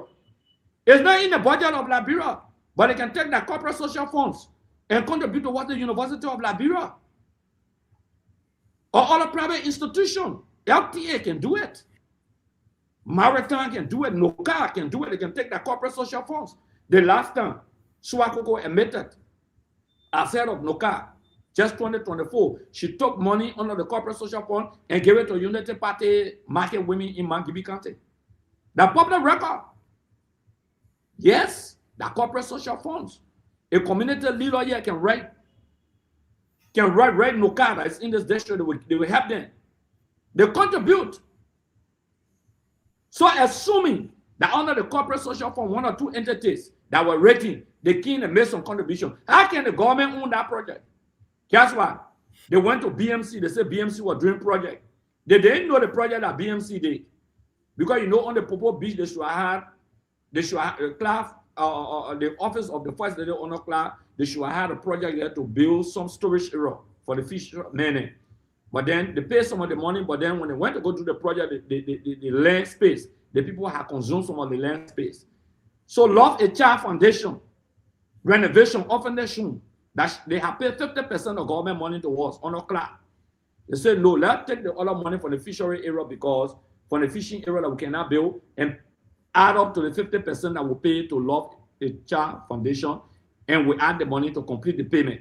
All the receipts, all the documents are available. So they told our Cloud Foundation, they ran the collector BMC. BMC brought all the documents, all the project. They told BMC to go to provide documents. They sit in the room with the Cloud Foundation. The BMC people, when they presented the document, nothing. They say, okay, they're writing out to say, Cloud, bring evidence against yourself. All your bank statement. If the government get evidence, if the government want evidence, go to Ministry of Finance. Go to Central Bank, the checks will be there. Get the evidence from Central Bank. Get the evidence from Ministry of Finance, they use government money. But you know what? They want to undermine some donors. Some people, for example, Garrison, you can contribute. Internet, you say, I don't want my name, but I give you $5,000. Some people contribute. Even the program that we may have, like the one guy bought 2 cell phones and said he doesn't want his name to be live on air. Okay, and you demanding that I should tell you who bought the cell phone. My own private initiative, the Cloud Foundation private initiative. But let me show you what they thought that it was Cloud Foundation. It was the money that Cloud used on the foundation. I want to show you something, Garrison. Garrison, before you come in, you see the people, they are wicked. And BMC did this. That A. Kotuma Boyka said that the dedication she did. Let me show you to you. Look here. You see the place here? You see the place it was gutter with fire. They call it loft. I think it's on around the highway. This is the money through the First Lady office. Government money through the First Lady office that is spent on this place here. They couldn't dedicate it because all government time expired. Joseph Boyka went and dedicated it. The asset recovery team thought that the money here that A-Club went and built a place where they were shamed and embarrassed. Now they have nothing. And Boyka just looking for everything that you cannot find zero, telling the people, go bring your bank statement. That's why they're telling them. Like you call Akaras Grace, go bring your bank statement. Can you imagine that stupidity? That maximum stupidity? You telling me to go bring my bank statement and give it to you? If the allegation of corruption, go to Central Bank. They got checks. Ministry of Finance. Garrison, you'll be shocked. Garrison, this is the place. This is when the First Lady went. Look at it. All for you that can represent. I know we came before and we made a promise. And it took some time. But I thank God, like you say, that we're able to fulfill the promise for all the children in the facility here. I'm just grateful. I'm just grateful for everyone. And we can do it. Amen.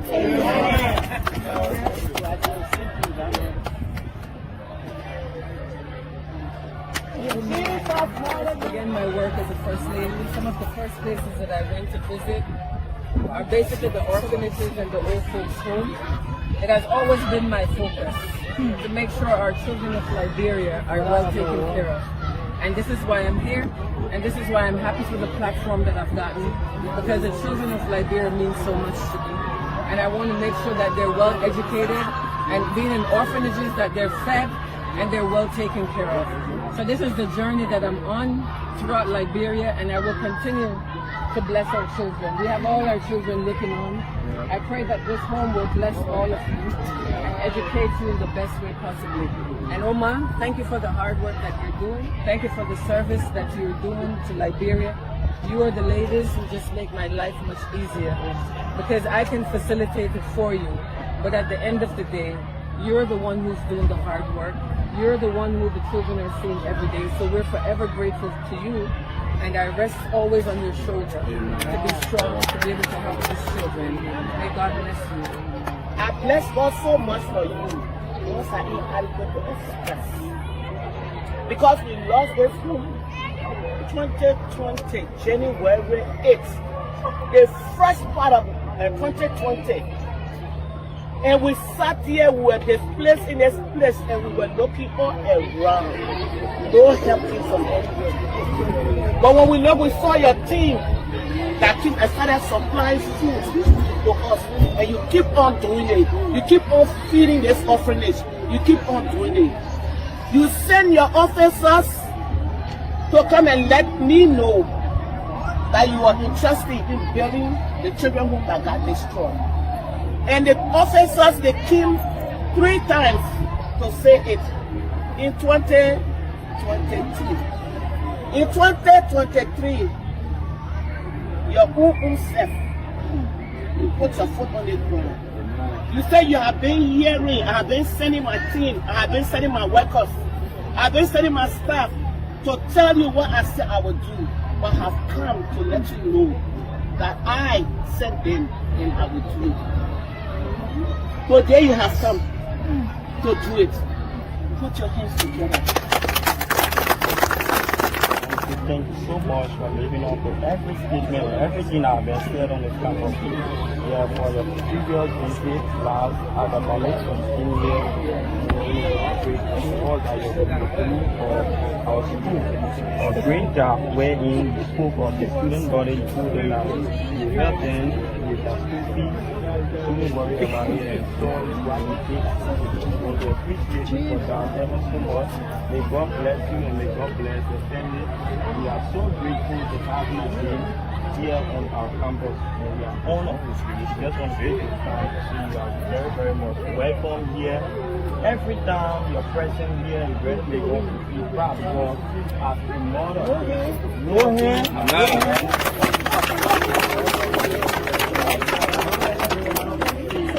I just want to take this time as God Himself will be there to bless you, to have you have towards people, towards children, most especially as they come to what you are involved in with going. We want to take this time to let God bless you and let God richly bless you. Thank you so much. I'm so grateful for this young man. Amen. That's our president. If he can be so young and understand the purpose of the work of the First Lady, and to be able to say it, I bless you.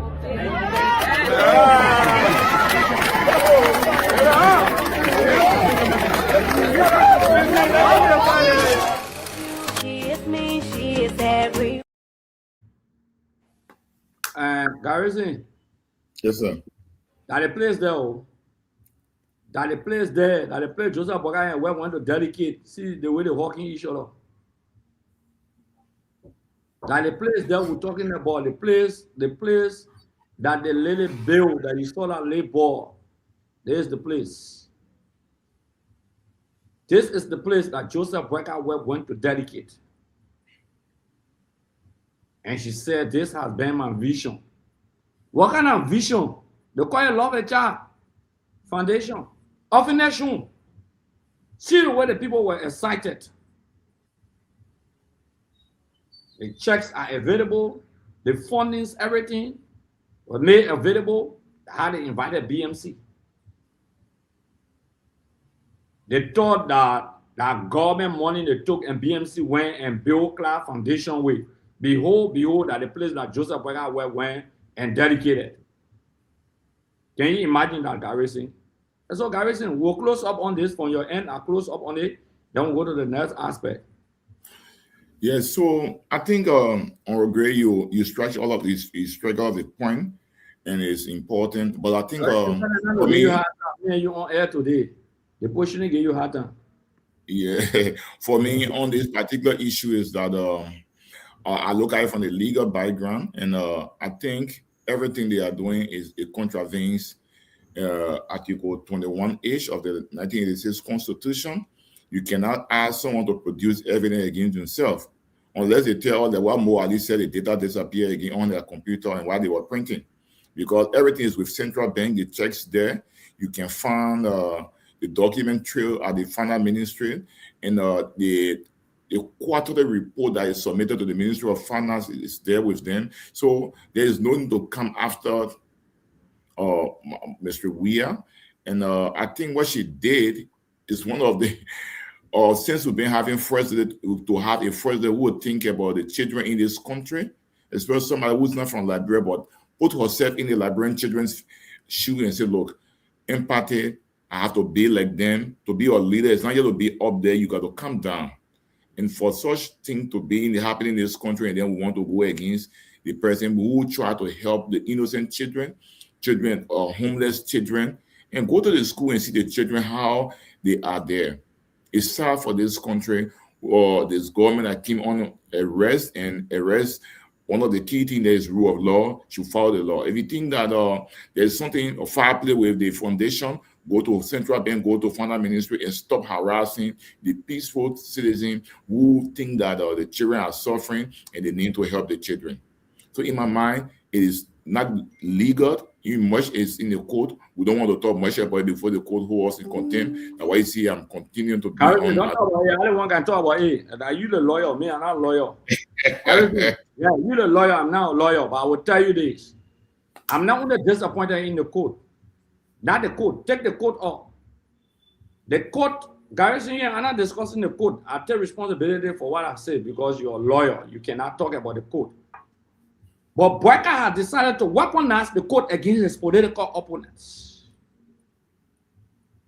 You sit down and allow your wealth to compare you to want to take another person's property. This is sheer wickedness. The Clark Hope Foundation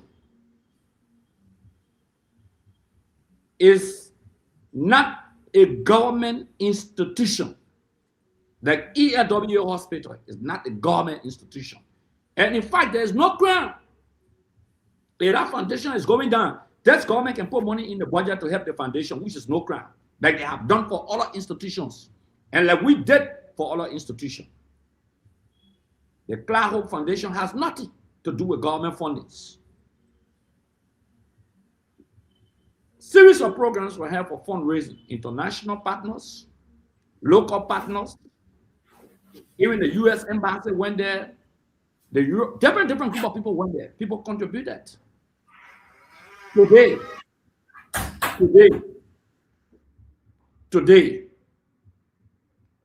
Joseph Boyka is fighting to claim this foundation. It will never happen. Never ever will this happen. Take it to the bank. You attack Clark Weir. You don't only attack Josh Weir. I want you to know. This is a family issue. There's an affront on all of the parents. And those kids who don't have parents. There's an affront and attack on Liberian kids. Do you know how many children go there to have programs, to use the theater, playground? They're going to open a vocational school there and all. They're supposed to have hospital, clinic, everything built there. No innocent kids are there. Oh, Joseph Boyka, bring it to CDC. Just how you Boyka say the country will end. And let me repeat, a lot of people say, I can't wait, say, Boyka, the how yourself will end. The how your own government will end. And you say the country will end if you win election. Joseph Boyka, let me repeat. Somebody say, I don't believe Akaros can say, but I can say more than this. Those who know me know that I can say more than this. I told earlier about Beta Liberia. I will no apology. Boyka, you said this country will end during campaign. But let me tell you that you will end if you play with the Clark Hope Foundation. This country here will not end. That your government will end. Let me repeat. Joseph Boyka, this country will not end. That your government will end if you attempt to go down there and want to take that place for your work. You are a very wicked man. You are very vindictive. A very old catangerous, wicked old man, a tyrant, a pure totalitarian, very wicked man, extremely evil. Who gave you power in this country, Boyka? You think we're stupid? You think Josh Weir was stupid? He wanted to protect the smooth transition. Since 1944, we had a transition from Barclay to Tubman. We never had that transition until Ellen provided that smooth transition to Josh Weir. And Josh Weir decided to reciprocate, even with a 17,000 vote difference, dividing us. A Josh Weir, you Museveni, Boyka, you would not have been president. A Josh Weir, our typical traditional politician. But now, sorry, you 6 feet. Who will go and cater to your opponent? Who will go and cater to your opposition that will challenge you to defeat you in election? Josh, we have treated you. He has a human heart. We'll provide vehicles to you, security to you, Boyka. We'll take care of you. Is this the pay you want to give to Josh Weir and his family? Boyka, you got us to contend with. Make no mistake. Make no mistake. You better concentrate on the bread and butter issue in this country. You better concentrate on the economic welfare of this nation, on the healthcare delivery system, on the educational system of this country, the basic social services, water, electricity. You better concentrate on it. You lied to the people about electricity. You lied about everything. The country is backward. You better concentrate on the rule of law, boy. We will never say, boy, if you want to give a project to your wife, boy, let me repeat. You can give this building in Foya to your wife.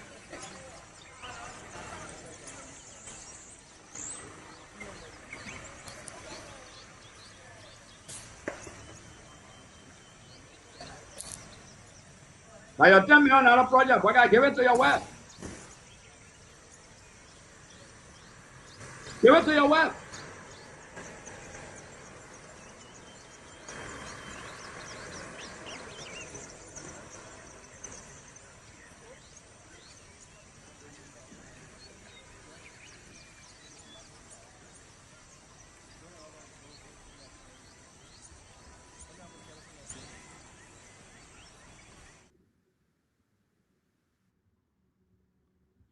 Look at that. Okay. That useless project in Foya, you call it $10 million project. You lie, you said that $6 million, you ate 10 extra $4 million, you're idiot on the money. Take that project and give it to your wife. Carry her in Foya. Where in Foya? In the jungle. You can carry it out there. But we'll not allow this to happen in our country history. On this one will be our concluding statement. We got a few more minutes to go. Two more topics, very short. The next one, when we tell you, say, boy, can I get no project in the country here, you can be arguing. Every day when we talk, they say, oh, our Garrison will soon come back. He went to attend to something, my people. All the project in 2 years, boy, I can show one project. Your own project. He can show it. Every time, boy, I go ungrateful boy, very ungrateful old man. You will go and take your friend a project, you dedicate it, you go, you say you're breaking ground again. At the end of the day, boy, there is nothing you can show in 2 years that you have initiated. Let me repeat. That you, boy, initiated and you have completed in 2 years as a project. You have become the biggest project role in the history of the country, the biggest project role in the history of the country. Nothing you can show. The biggest project role in the history of the country, Joseph Boykai. Let me give you the history of the Ministry of Justice complex. Many of you people don't know. Some people, they don't know. They just go and they just talk. And they just talk because they want to talk. They say, oh, that Samuel Doe project again. Yes, that Samuel Doe project. That Doe project. That's not argument. We are not arguing about that. That is Samuel Doe project. And it's a public record and I can prove it. This is no debate that the ministry complex groundbreaking ceremony that Joseph Boykaja went to go and do. That project belongs to Master Sergeant Samuel K. Doe, Samuel Kayan Doe. That's his project. You know, during the PRC government,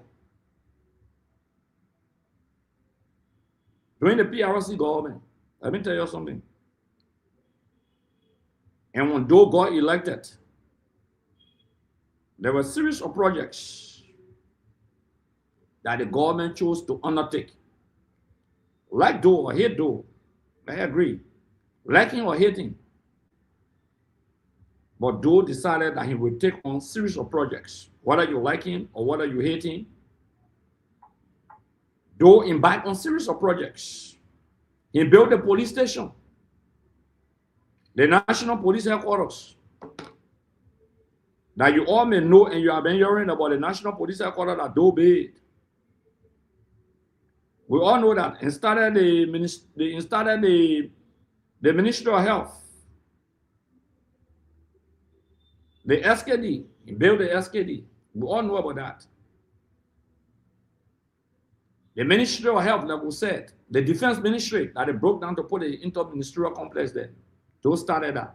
The current Central Bank of the Republic of Liberia that was do. Even the National Housing Bank that is still unfinished. That on Ashburn Street there, that Samuel do. So the ministerial complex, I mean the Ministry of Justice near the Executive Mansion.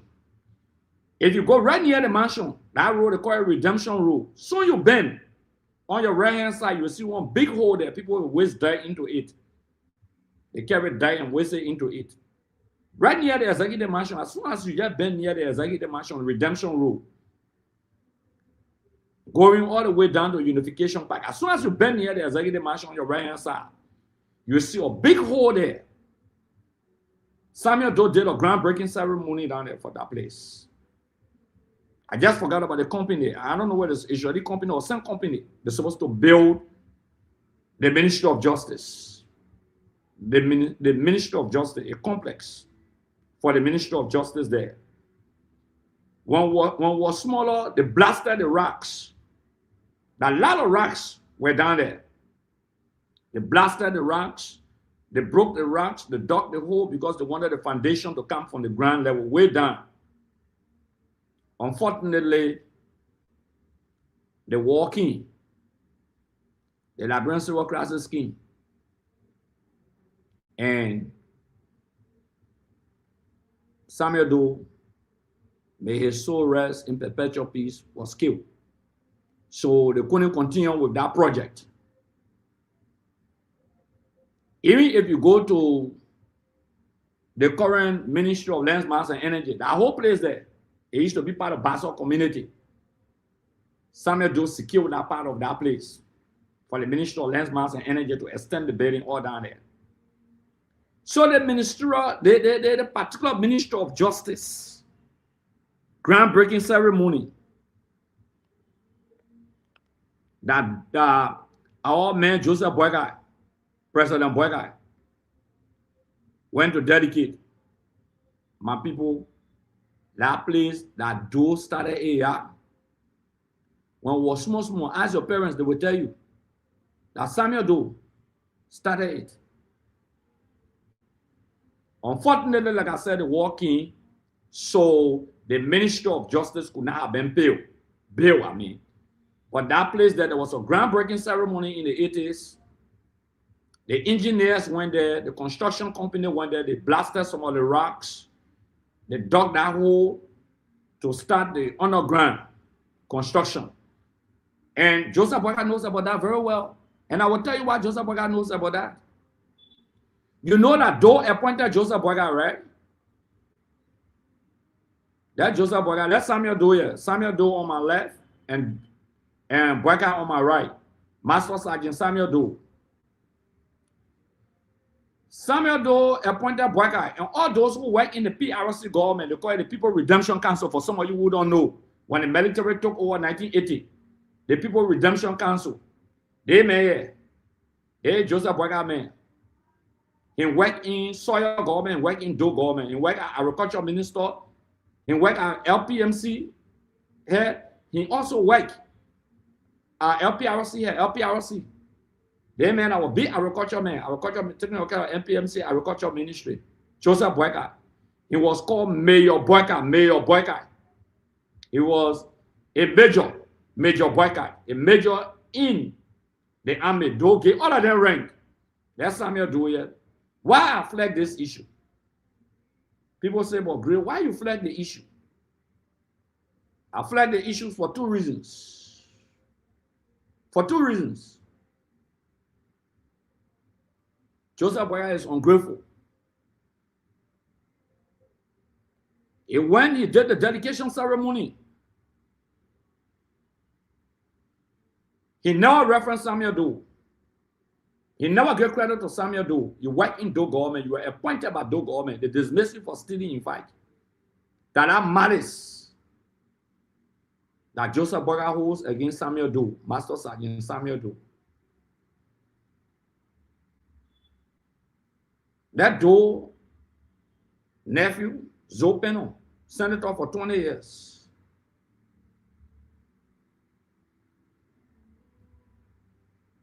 Your uncle Joe was president of the Republic of Liberia, Zoe Penno. Joseph Boyka and Elena, you voted for in 2005, 2011, and 2017, you voted for Boyka. Joe appointed Boyka. Boyka want to dedicate what Joe left, his vision, his energy. They started the groundwork to that place, but he never recognized the effort of Samuel Doe. He want to erase history. He cannot recognize the effort of President Weah. Boyka want to erase history. Zoe Penno, what do you have to say? Senator Penno, what do you have to say? Senator Penno, I was even disappointed in you. You say you've been in the country, you have seen a lot of things. You kept your mouth closed. You say past governments been getting 50 cents on rest, Zoe Penno. Past government been getting 50 cents on rest. Joseph Boyka came to power and changed it. You knew all they want. So you were representative under Ellie. You were representative under Josh Weah. You became senator under Josh Weah, and you still senator under Joseph Boyka. 20 years. As a lawmaker on the House oversight, you know people been taking 50 cents on every back arrest, the executive, every government, but you close your mouth. You say you've been in the system, you know all of these things, but you close your mouth. You are guilty. You say since 1847, government upon government been getting 50 cents, so you are ingrate, Zoe Penno. You even accusing your uncle Samuel Doe, because you said since 1847, the 50 cents been on rest. Now, Joseph Boyka came and changed it. So you even accusing your uncle Samuel Doe of being corrupt. Zoe Penno, Senator Zoe Penno, I hope the people of Grand Gila listening to that tonight and honor my voice. The Ellen Johnson Sally you voted for and you supported 2 times, you even accusing her. Forget about Joe Weah, you already accusing him. Top men, the rest of the leaders, you accusing them. You say since 1847, they 50 cents been on rest. That government all been exploiting the Liberian people. But who did Joseph Boyka change it? So how dare you, because of government job or merit making, accuse your own uncle Samuel Doe of taking 50 cents? Accuse Ellen you voted for 2 times, Joseph Boyka, or vice president of the country for 12 years. You even accusing him. But so you knew this, you're a senator. For 20 years, you couldn't say it. So you think we're stupid? You think we're stupid? You sat down. Joseph Boyka that you voted for in 2017. Go to delegate your uncle Samuel Doe project. And you can't say fine. You have sold yourself so cheap to the devil. So you are a very wicked man. You are a very wicked man. You are a very evil man. You evil that Joseph Boyka, who cannot recognize Samuel Doe, who gave him job. Forget about Joe Weah. But look at this man. Look at Joseph Boyka. That Joseph Boyka here? They call him Major Boyka. Joseph Boyka. On the right hand side, on my right hand side, like Joseph Boyka there. On your right hand side, Joseph Boyka. On your left, the Master Sergeant Samuel Doe, chairman of the PRC government, the People Redemption Council. Joseph Boyka worked in the PRC government, the People Redemption Council. Doe appointed him. Appointed him. He knows about the Minister of Justice complex that Doe wanted to build right near the executive mansion. Right near the executive mansion, Redemption Road. They call that road Redemption Road. Right on the right, in the hole there. That the place the Minister of Justice ministerial complex supposed to be built. Samuel Doe town, they did the groundbreaking, they dug the foundation, everything. Go there today. My people, you still see the foundation there. Joseph Boyka want to dedicate. But guess what? Joseph Boyka said nothing to give credit to Samuel Doe. What an ingrate. Very wicked man. He can do it to George Weah. What's about those who gave him job that he worked for? What's about Samuel Doe? My people, listen and listen well. Who talk about the law, the Minister of Justice? When? Our shameful and disgraceful Minister of Justice. What a disgrace to the country. The Minister of Justice of the Republic of Liberia is a disgrace to this country. A serious disgrace to the nation. How dare Oswald Twe, Minister of Justice of the Republic of Liberia, imagine, how dare Oswald Twe, Minister of Justice of the Republic of Liberia, will go to the ceremony for the Ministerial Complex Dedication Project, the groundbreaking project, the groundbreaking ceremony, where Joseph Boyka went to, I think 2 days ago, near the mansion, that you, Mr. Minister, you know very well that to spend 20 million of the Liberian people money on a project, there must be a budgetary appropriation. It must be captured in the budget. It must be approved and sanctioned by the legislature. It must be sanctioned by the legislature. The Justice Minister is the chief legal man for the entire country.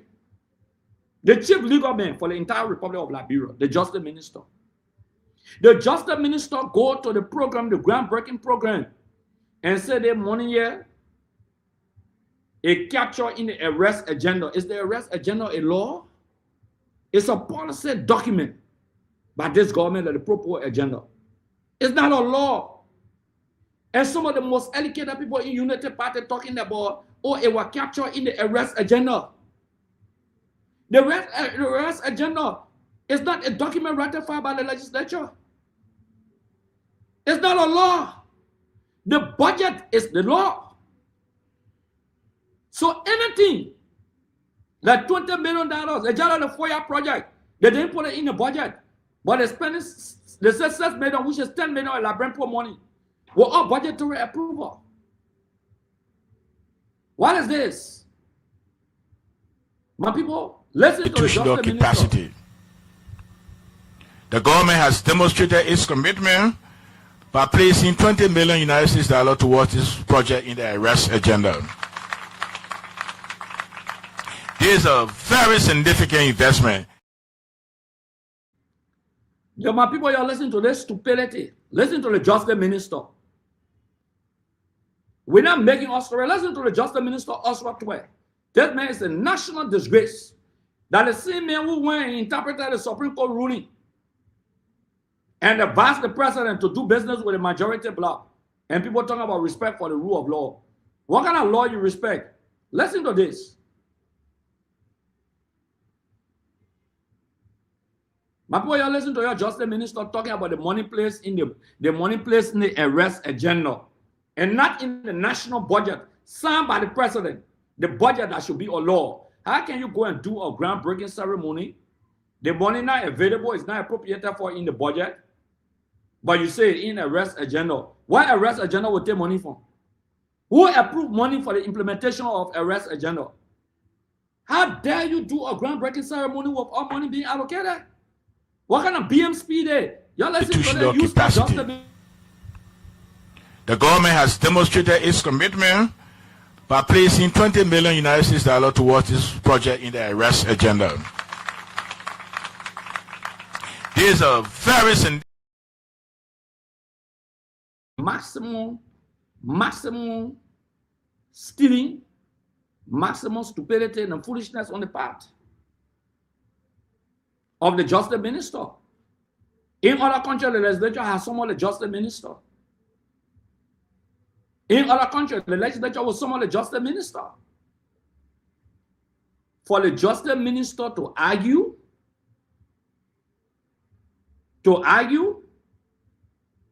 this is what the justice minister said. Let me make it big so you can read for yourself. Listen to the justice minister. The minister informs the public that no such allocation has been approved or captured in the current national budget as claimed. In the press release from the Ministry of Justice, the justice minister said $20 billion is not allocated in the national budget, nor have it been captured in the national budget. After Senator McGill raised the issue that where they're taking the money from. But let's know what the minister said. Rather, the government of Liberia has demonstrated its commitment to the justice complex by identifying the project as a priority under the arrest agenda, where an indicative amount of 20 million has been placed to signal government intent and long-term planning. My people, you're reading for yourself. The Justice Minister of the Republic of Liberia that should abide by the law says the ministry informs the public that no such allocation, that is the $20 million, has been approved or captured in the current budget as claimed. Hey, also, we institution we know, but we not know nothing. That's why you say. That's why you claim. But you will know something. You don't know that for you to even do groundbreaking ceremony has to be in the budget. My people, see the other one.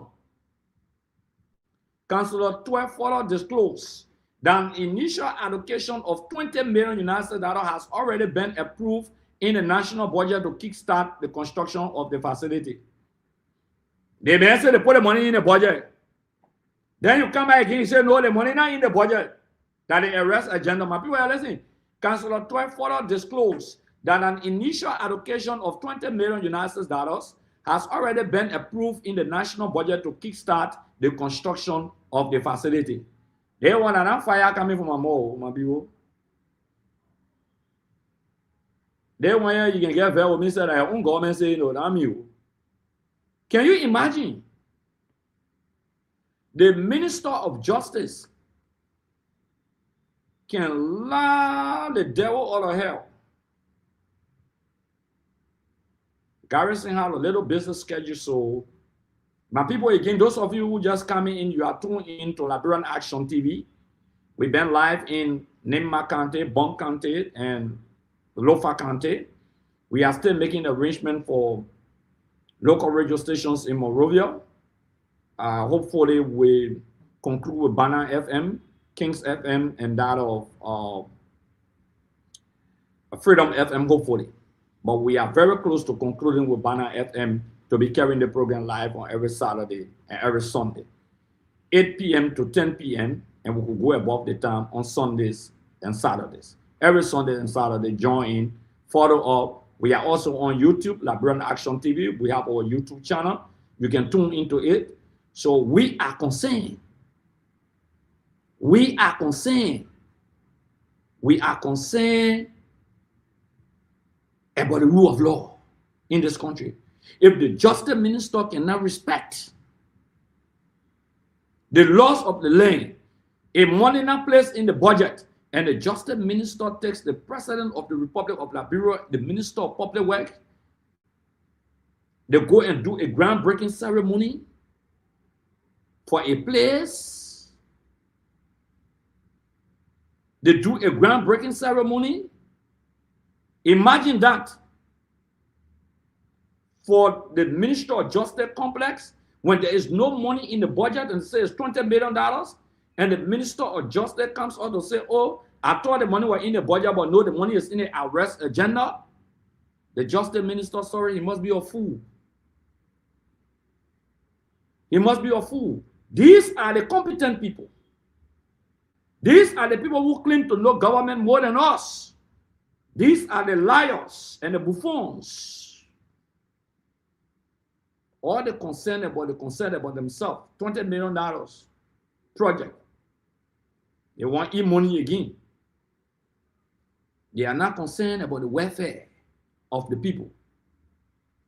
No, they are not concerned. All they are concerned about are their pockets. And when we say these things, people want to be vexed. When we say these things, people want to be annoyed. Yes, the force of Tapeta, Nima County is relaying us loud and clear. You tell the people in Nima, soon Prince Johnson died, war crimes code died. Joseph Boyka will war crimes code because you were targeting Prince Johnson. Keep following our life, keep sharing. It's juicy. It's juicy. Ishaga sharing and say, very shameful displays of incompetence and arrogance. They're not even able to maintain LEC. Let me worry because we are talking to Joseph Boyka, come tell people to carry LEC in town. This is our platform. We will narrate our own stories. Nobody will tell the story of the CDC better than we can do. Nobody will narrate our own stories. Nobody will narrate our stories for us. The justice minister of the country is an embarrassment to the state. You're telling, you're share it. I don't care. I don't care. So we'll close on this subject matter. We'll go to the last for the next 10 minutes, very quick. My people, we got to talk about district number 8. You know, usually I don't talk about the district, but I think it's about time that I rise up to the occasion to talk about the district. This district is not only leaderless. I'm not discussing incompetence. But today, with the level of calls I receive in the district and the level of calls that I've been receiving and the concern raised by the people, and with a narrow margin of less than 1% that we lost in this district, we have a stake in this district, we have legitimacy in this district. District number 8, Monserrado County. This is an embarrassment, my people. Let me give you the genesis of certain things. When I was lawmaker for 12 solid years in district number 8, say what you want to say about Akaro's grave. My advocacy in this country have been unbending and unwavering. I stood up against Ellen Johnson Sirleaf and her government. There should have been mass opening of alleys in the district here, breaking down of homes. People went to court. The people came back. You know who I'm talking about. They came back to claim land. Some people say they own the entire Jalastan. Some people say they own Warwine. Some people claim slavery.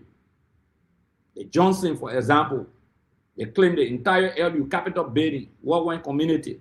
The Pin, Jesse Pin and the Pin family from the Pin days, Jean S. Pin, Hillary Rachel Red Johnson, Satan era, the Pin family claim the entire Satan, technically. I have never been against development. These are the issues that I stood up for firmly. I knew our constitutional rights. Government, you want open alley, you ready to develop? They're not ready to develop. Why are you breaking the alleys? Why are you taking the people all of the places? You're ready to develop. Why you want to leave the area shanty and destructive? So Mirabro started it. Mirabro started breaking down some areas in district number 8. One of the areas, the one that were Booster Quarters, the people of Booster Quarters will tell you. They said they won't open the road between Booster Quarters all the way to Capitol Hill. My question was, do you have a plan to build a road? Where is the money placed in the budget? I was a certain lawmaker, no money. Why you want to dislodge these people? Over 5,000 plus people. Madam Broad, you cannot proceed. Public work, you cannot proceed. If money in the budget to start development, and even if you want to break these areas, you got to compensate the people.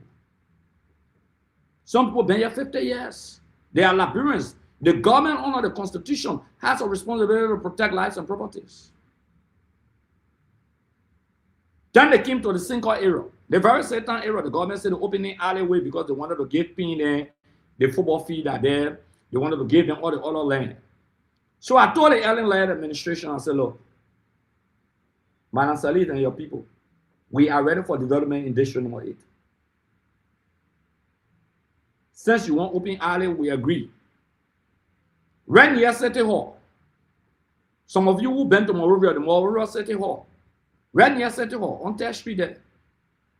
There's an alley there. Coming down near City Hall. But guess what? They made a roll at L. The alley, they didn't go straight down because there's the Topman building. I said, Madam Salif and your team, we're ready for you to open the alleyway. But you got to break the Topman building because the alley passes through the Topman building and other former government officials and other people in the 80s, in the 70s, in the 40s who built here. They could not. They didn't want to break the places down. The Methodist compound, I respect the Methodist people on 14th Street. It's in the alleyway. I said, go and break it down if you're serious. The law should not be selective. There should not be selective demolition. But Ellen is the Methodist. How will you break through the Methodist compound on 14th Street? Oh, but you won't break the places down in Jalastan? You won't break the road, the alley down in Satan? That's what you want to do? You want to break the homes down in Slipway? We want development, but are you ready? Where's the money for development? I told Ellen Johnson and our people, boy, I was there. You were vice president. I said, go to the seaside. Some of the roads, the encroachment by the rich people. Some of the alleys have been blocked. Start from 3rd Street. In Cinco, the beach side, all the way to 14th Street. Break all the alleyway going to the beach. The encroachment of the fence on the main road, some of the roads going to the beach side from 3rd to 14th Street, only one car can go through. It should be special for 2 cars to pass. That was the argument with Ellie. They stopped it. Because if you break the right, you must break the left. Nobody's stupid yet. We stood for our people. We didn't shy away. There were moments. Yes, there were moments that I went there myself, even when they took the bulldozer there. I went there and I stood there with the people. And I fought for them. History will remember what we did. I remember there was a ruling from the court to take the entire Warwine community. The Pin family said they own Warwine. Warwine is the community between the red light on Capital Bypass and Basel community. That community that coming down to Jalastan area there that stop right near the University of Liberia. That is the community they call Warwine community. From the red light to Basel community and Capital Bypass, coming all the way to the University of Liberia. That community is called Warwine. When you're coming from town. They want to go break the place down. I think it was on a Sunday, if I'm not mistaken. To display almost 10,000 persons. One family that claimed the entire area. Some people bent there, saying 100 years, 50 years, 70 years. I went there. The people can attest. As a lawmaker, I was a lawmaker. I went there. I said, I agree that the court has ruled. But no sufficient notice. Where are these people going when you're going to break Richard Nixon school down? You're going to break hospitals, clinics. You're going to break down churches. You're going to break down mosques. Where does the government come in? Even if it's privately owned, the government is under obligation to shelter its citizens. Y'all get one lawmaker passing around like Puff Daddy. Every day he wrote on Facebook, Akara's grave. Every day on a page that Akara's grave, every week.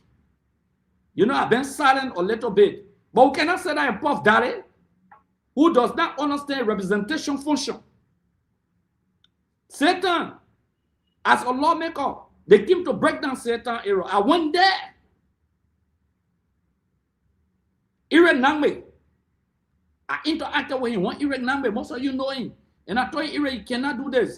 Even if the people you're doing business with have this error and they have won the case in court, we got to get the people sufficient notice and we negotiate. Yes, we use our influence, we negotiated. Those who are being affected, and Irek and the people, they sat together, they gave them some compensation, they peacefully left. That's how they fenced that little area. See what happened today, the last time it happened in Satan. I told them, assuming that the court rule, I agree. The kids are in school in Satan. That means they will not go to school. The school building was broken down today. That insensitivity on the part of the government, unaware what never happened. That's what I want to say about Ellen. But when we flag these issues on Ellen when I was lawmaker, she asked them to put hot. Yes, I must admit to that. All my disagreement with Ellen Johnson Sally. Even same barbecue, opposite same barbecue. People were living to that area when they brought that area down on Ellen. The people claimed the land, they won the case. They broke the place down, but a lot of people were living there opposite same barbecue. Mona Peno, may her soul rest in perpetual peace. She stood for her people, and Ellen got together, called them together, the lawmaker, the senator, she called them together, and they compensated the people at the end of the day because the government should find a shelter. You got hundreds of people who are displaced, some of them sleeping out tonight. They are sleeping also tonight in Satan. Also tonight. The lawmaker refused to even make his presence felt. He was negotiating. But I will tell you why. You know, I don't eat crab machine. I will tell you why. Because he's doing business with the people. The Lebanese people and other people who took that place, that Princeton business partners. You have spoken to a lot of people who are giving some money. I'm hearing they gave some money, but you didn't give it to the people to relocate. Look at what happened to the people today. Look at what happened today. They assume, yes, that people learn. People been there for 50 years. Some of the people get D's.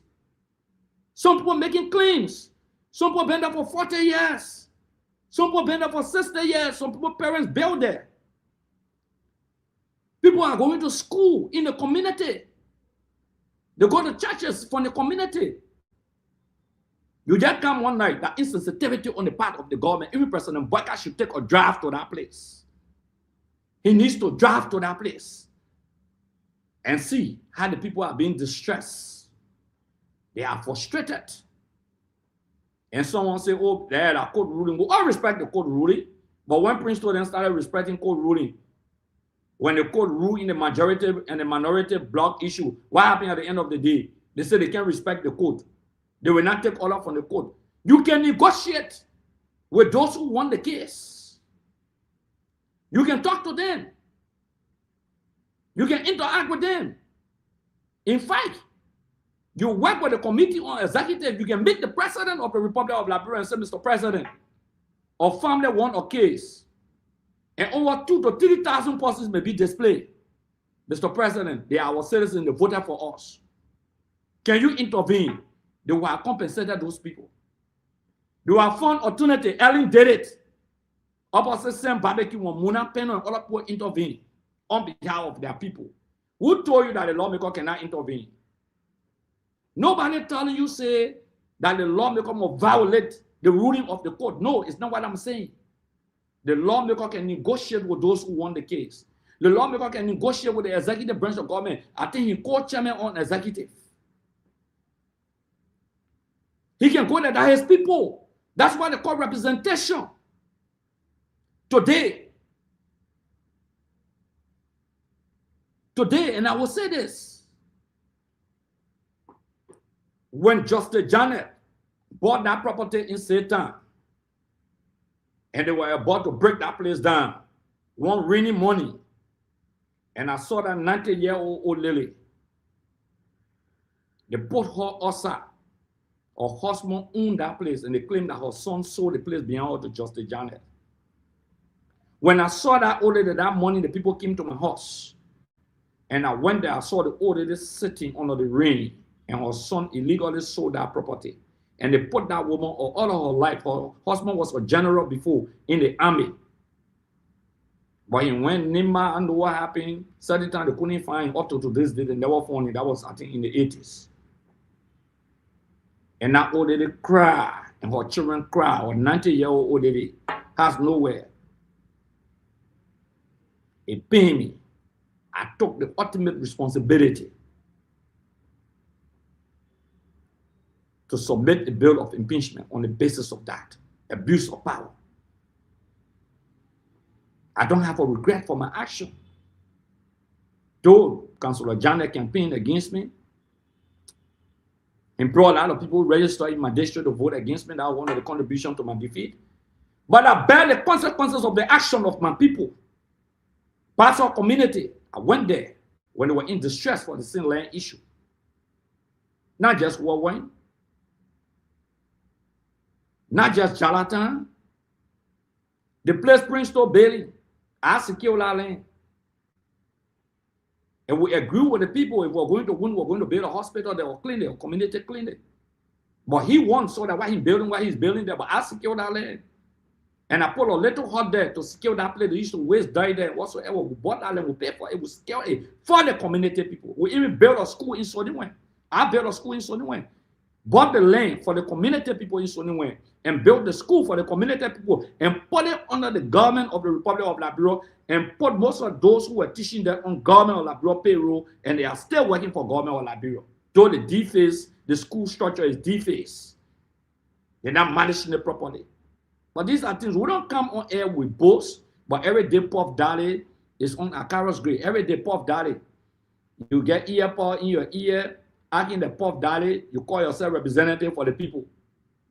Can you imagine? The people are crying tonight in Satan. Those who can help, you need to go and help. We're appealing to everyone. The people in Satan, they are crying. I'm looking for the video. See what happened to this. See the destruction. Let me see whether I can get that video.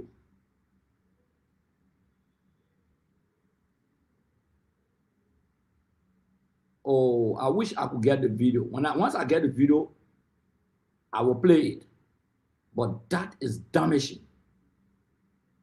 It's extremely damaging. See what happened to the people. You see the community, you will feel bad, my people. Women and children, see them crying. Women and children crying. Okay, not only are they crying, but look how the place looking. See the mass destruction that went on today.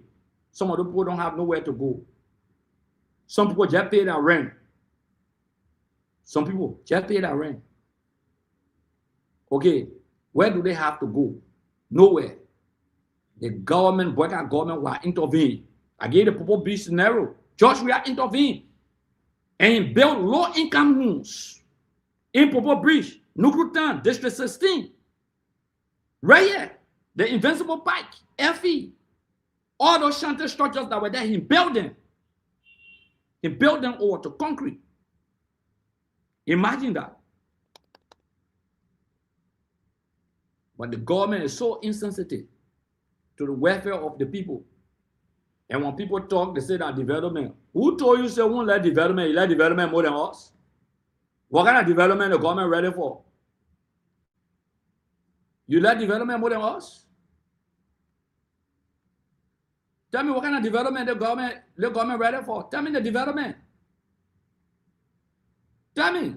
The roads they got, they have not even completed the roads. Some of the roads, the RIA road, the stop it, we'll discuss that one. You can't say that. Do you know, and I'm raising this issue again, you will come back, that the Ministry of Public Works been sharing flyers with people in Rock Spring Valley community, Slabway, or Plonko community, or Jobetan community, Charleston area, they say they're coming open alleyway, no money in the budget to pay anywhere. That because of Akara's Grey, you want to dislodge the people thinking that the place our votes can come from? You want to take the people from Morovia? These people will have to be compensated. Interestingly, the lawmaker could advocate with President Boyka to start building low-income homes in some of those shanty areas along the river bank. From Slabway all the way to 3rd Street, they come and destroy that whole area there. without any plan, no money in the budget to pave any roads. Nobody against development. You put money in the budget to pave the roads, no problem. You compensate the people. Most of the people get legitimate document. They will leave. When we talk about, hey, you want to talk, I don't talk about District 8 politics a lot, okay, because I'm concentrated on national politics. But when Puff Dali, the ping labor, every day you own Akara's grade, you think you ever Akara's grade?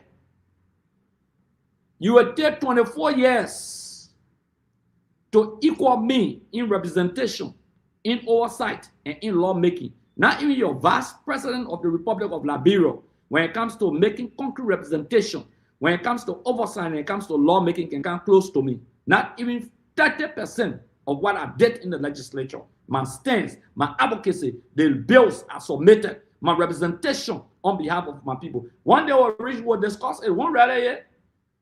There's no community in District number 8 that would then do some project, even if it's a mini project, we did something that will contribute in here. The 22 communities can show up.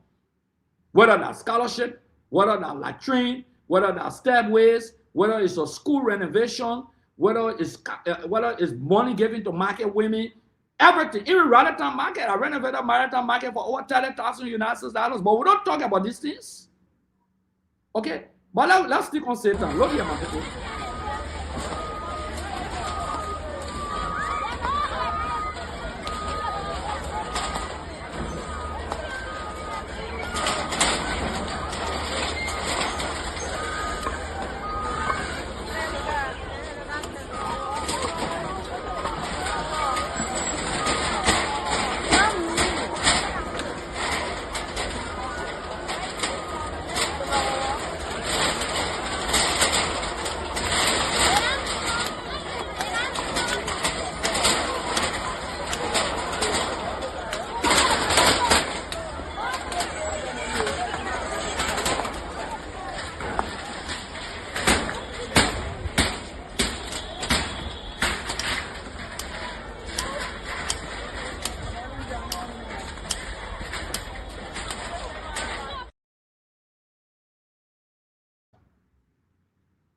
Look at that. The lawmaker could not even show face. Just to show face to give the people hope. Provide hope to the hopeless. You couldn't even show face. Who do you represent? When your district empty, who do you represent? You represent the people. Even if they were squatters, you got to go and identify with them. You can make a case to the government. You can make a case, but because you're doing business with these people and they have to sponsor your campaign, and you're looking for future campaign money, so you allow them to go there today. See the number of armed men that went out there today. I'm trying to look for the video. Beating on the people's doors at 6 o'clock without any notice given to them. 6 o'clock, beating on the doors. Children are sleeping. Babies were crying. Women crying. Sitting all on the sidewalk. Their places and property businesses were broken down.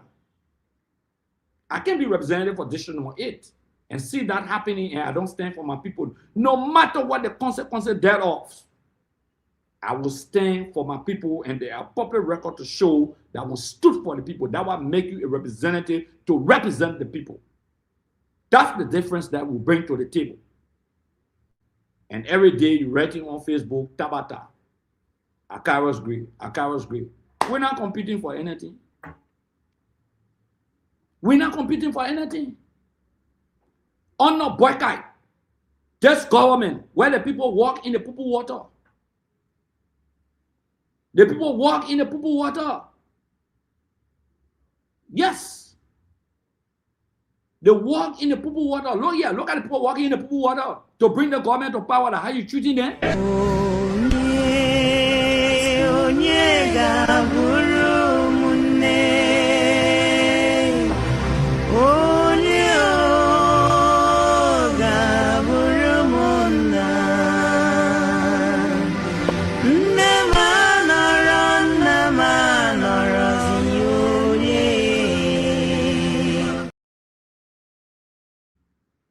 And that's Satan error.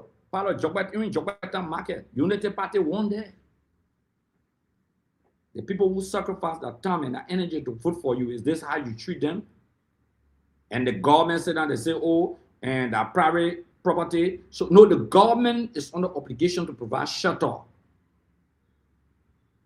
And Brigadier appointed somebody to Triple RLC, said the person will have a standard function. Do you know? I must tell the people of District Number 8, there's a mass planning demolition. But I want to challenge this government. You want to demolish the Lancer? You want to open alleyway? Go break down Tuckman building near on 3rd Street in the alleyway. Go from 3rd Street all the way to 14th Street on the B side. All those lot zero properties that are in the alleyway, go and break them down. Go to the Methodist compound that are in the alleyway. If you're serious, but you want to suffer the poor people, the ordinary masses, those are the people who stood for. When we represented them, we did not shy away no matter what the consequences thereof. When I heard people crying on the phone today, calling for their representative,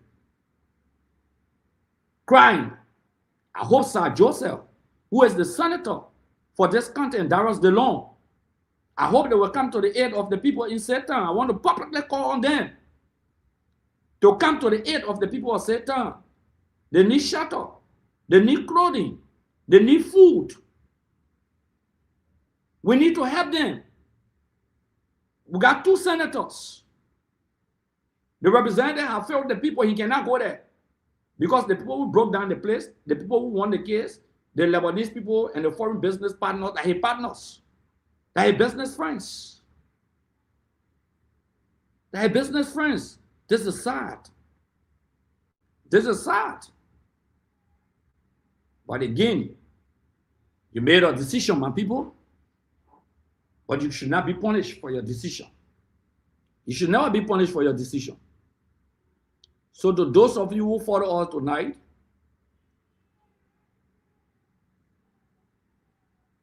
we will be closing. Our people are betrayed. To show that the people are betrayed, we'll play this video to show that the people of Liberia, that they are betrayed by Joseph Boyka. They voted for him to walk in the purple water. They suffer a lot. Listen to this. Talk to the government, mostly Mr. President Joseph Boyka. Talk to the president now. I want to talk to Mr. President. Yeah. We tired hearing rhetorics. We want to see reality.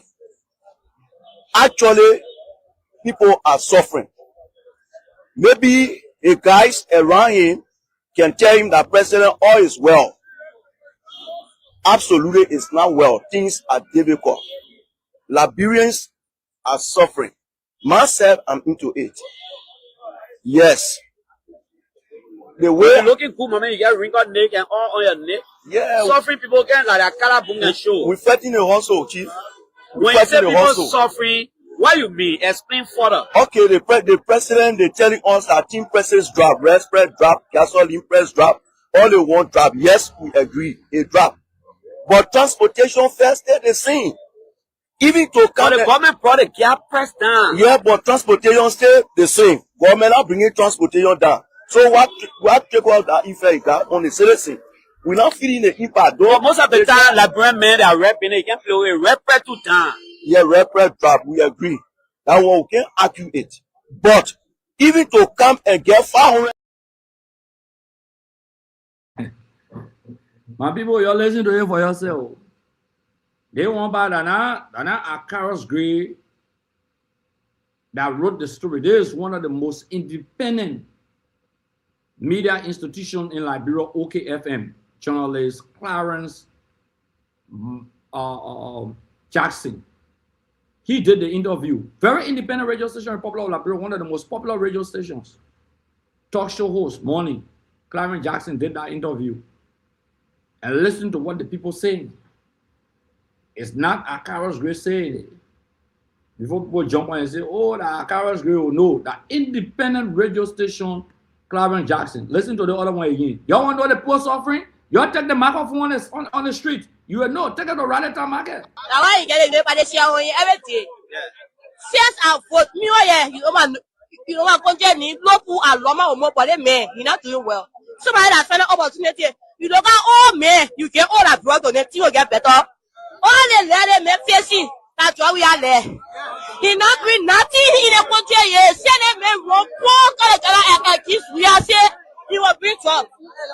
He will make sure people say, what's the bill? That's the other game of father feeding. Who went there, who pay almost $500 US. They get there to my pa. But I don't know what said the first time they were doing job with him. Getting my point, I won't talk about what told you. My pa was sick. I came my pa to the 40 meter hospital. That was taking my pa. Even I pay money that was pay $3,000 US. My pa keep better. He kill you. Half day. I got she got 9 that went to the post in our full post. Nana Guame hospital. When you not get money, you don't pay. But they Guame doing a business woman. I said, what I said value. When you go on, you see my tail rock on the oil beach. I want to sell. I been selling for same my 40 what I say. Who know what saw ya? The farm they say when you sell, you can save your money. You know my age? I'm 21 years. I get married next month. I pay myself. My daughter into I don't go see someone I pay $500 for all. That come paying it, but you have to build trust for the people. I'm tired selling what I saw. Even to say another cheap, but I have to make my own money because I used to helping my men to make money. I'm not a liability woman. But what I say you want to for you not do nothing, that 50 share. And we want to tell you can you see how you that money? So I used to put the money, say you were sharing the money. The poor are stealing the money. Why are you the money? You go pay my son the far. Ain't no my son. The government say that I'm not for Mama. If I ever say you pay my son. My people, you know, it really had, you know when I carry here, everybody hiding now, people insulting, people saying all kind of things. But guess what? They cannot stand our intellectual powers. I want to say to seditions, don't insult them. Handle them on the basis of the issues. Don't insult them. They are good at insulting. You know, and Joseph Boga say, oh, I can't listen to people because they can insult. But guess what? Hey, people are going to insult. I don't want you to listen to their insults. I don't want you to respond to their insults. Yeah. No. They were Akara's grade. They can't believe how we're making it in time here. You know? They can't believe it. Some of them, they thought that after 2 to 3 years, 2 years, we have been finished. But guess what? We'll use this platform and other platforms. We'll go to other platforms. We'll sit on other radio stations. We'll use this platform. We'll narrate the story of the CDC. We'll expose this government. We'll dangerously expose the administration. That's what we do.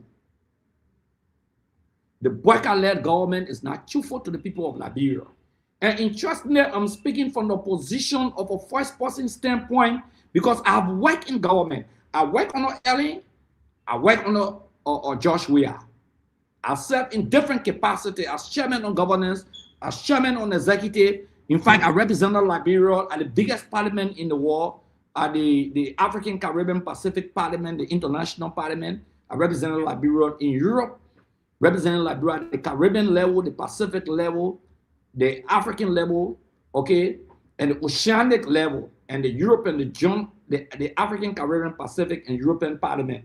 I was Liberia head of delegation. So they know my capacity, they know what we've done. We stood for this country, but guess what? Today, if Akaras go a Unity Party man, they will be cheering me all over the place, they will be clapping for me. Oh, they will clap for Gray a lot. But guess what? Somebody said fire for fire. Yeah, fire for fire, but don't insult them. They cannot discuss the issues. They don't have the ability to discuss the issues. Joseph Boyka, he lied about 70,000 jobs. Why United Partisans working in the feces water, in the pool water? They are other jobs. We are making this case for them. We are making this case for Liberians. That's what we are doing. Yes, we have 4 topics today.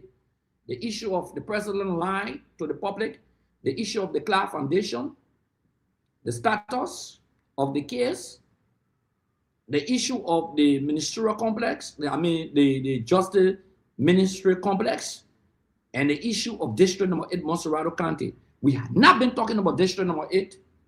I've been very quiet about it because I've been dealing with national issues.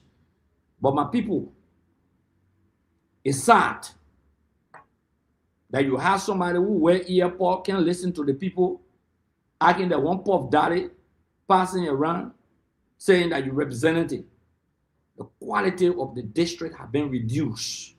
That leadership, even Rufus Nouvel, Akaros Gray, these were people who stood on the legislative floor, intellectuals.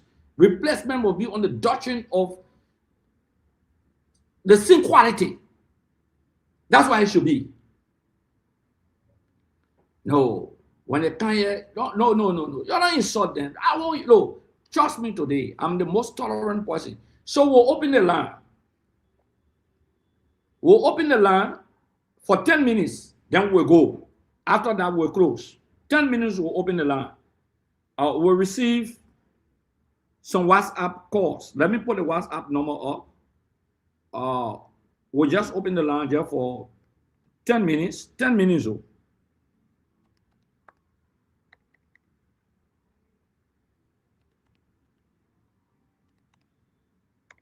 We'll receive some WhatsApp call. You can call this number on WhatsApp. I'm trying to tap the number up. It's actually +231 555 222 226. You can call this number on WhatsApp. You can call this number on WhatsApp and we'll pick up your call. Those who want to call directly, you can call on 077.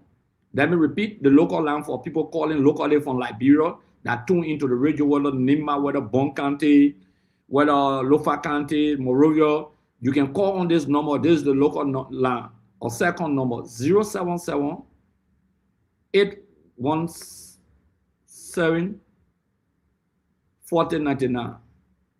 077 817 4099. Let me repeat the local number 077 817 4099. On the WhatsApp for the international, or if you want to call on WhatsApp, you can call on plus. The WhatsApp call we receive on this number +231 555 222 226. 10 minutes. Receive your call, please. You can call. Yeah, some of the calls have started coming in. So just call for 10 minutes and then we can leave. Those who want to call, you want to make your contribution, you want to add your voices to the topic, you can call on WhatsApp +231 555 222 226. Wow. Caller. Oh, wow. Mr. Caller. So, yeah, we'll be waiting on your call while we are discussing in our conclusion what we are concluding. So, you can call on that number. Local call is 077. Okay, we got a WhatsApp call, I guess. Hello, do you want to participate? Hello? Yeah, do you want to participate? Yeah. Okay, what's your name? Where are you calling from? Just 1 minute, quick. Okay, I'm calling from Buse Quarter. Okay, what's your name? My name is Aman Kane from Buse Quarter. Okay. So, my brother, I really enjoying the show. I very enjoy how Akara really putting the things together. So I know Akara Grace for a long time, and I know what Akara can do. Akara stood for us before. Akara stood for us before. The thing Akara did for me and my community, my brother, I'd like to you. Tomorrow, Akara will come to run. I will be one of those who will stay in the gap for Akara. God know what Akara can do. Okay, thank you. We got another caller. Thank you very much. Just 1 minute. Hello? Hello, do you want to participate? Yeah, hello. You want to participate?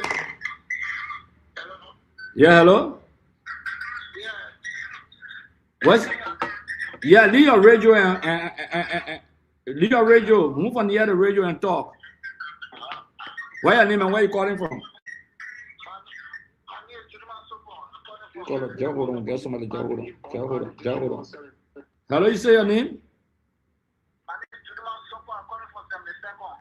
Okay. Can you contribute? Calling for someone the second. Hold on small. You say your name again? Thank you very much. We got another caller now. Caller, what's your name and where are you calling from? Hello? Yeah, hello. You want to participate? I want to participate. Okay, what's your name and where are you calling from? My name is Abraham Dugle, District Mobilization Chairman for Unity Party in District number 7. Okay. Look, I'm agree. Yeah, Mr. Dugle, go ahead. I just want to make something clear for the public. Okay. We voted Unity Party government not to come in a system where they would disgrace us as a partisan. You say what your name? I said my name is Abraham Dugle. And I'm calling from where? I'm calling from Bon County, District number 7, Bon County. That's the former district. Former district and Unity Partisan? Unity Partisan in the District Mobilization Chairman for the Rescue Mission. Okay, go ahead. Like I said, I brought a government into power that I believe could live up to the Liberian people. But actually, the government is disgracing us. A lot of things going on. I'm agree. You go around people just go, but today, I'm ashamed to stay in the public to say this is the government that I voted for. Let me be honest to you. I'm agree. Let me be honest. And I wonder why we young people make a decision at the end of the day will regret it. I didn't expect this is a Unity Party government I'm going to see. Wow. For the Justice Minister to be passing around lying to the Liberian people that the 20 million were placed in the budget for the construction of the ministry of the Justice Ministerial Complex. For the President to be giving his sonar, people passing around putting fake things in the President's speech, and the President cannot take any action against it. I'm so frustrated for my. Okay, can you say your name and you're calling from Bon County, right? Yeah, District number 7. And you said what was your position for Unity Party? I was the District Mobilization Chairman for the Rescue Mission. Thank you very much. Thank you. I appreciate it. My popular name in the district is Yeke Kodwa. Oh, okay. Thank you very much. Hello? Good evening, my uncle was Salisbury. How are you? Yeah, good evening. What's your name and where are you calling from? Yes, Momo Murphy, Sonin Stone of Magdibi County, District number 5. You're calling from Mangibi. Okay, your contribution? Yeah. My contribution to what was the show tonight. Just to say that the Unity Party people has already betrayed the citizens of the Republic of Liberia. And we're going to make sure 2029, we're going to beat them at place. And it will show to them that nothing that they have done for the people. And I'm contesting in District number 5, 2029. So. Thank you very much. Thank you. But the rules that are Clarence G. God carry on President, our President George Manuel Weah, are going to beat him flat in District number 5, 2029. Thank you very much. The man running uno campaign. Thank you for calling. Yeah. Thank you for calling. Oh, wow. Hello? Hello? Wow, I told you.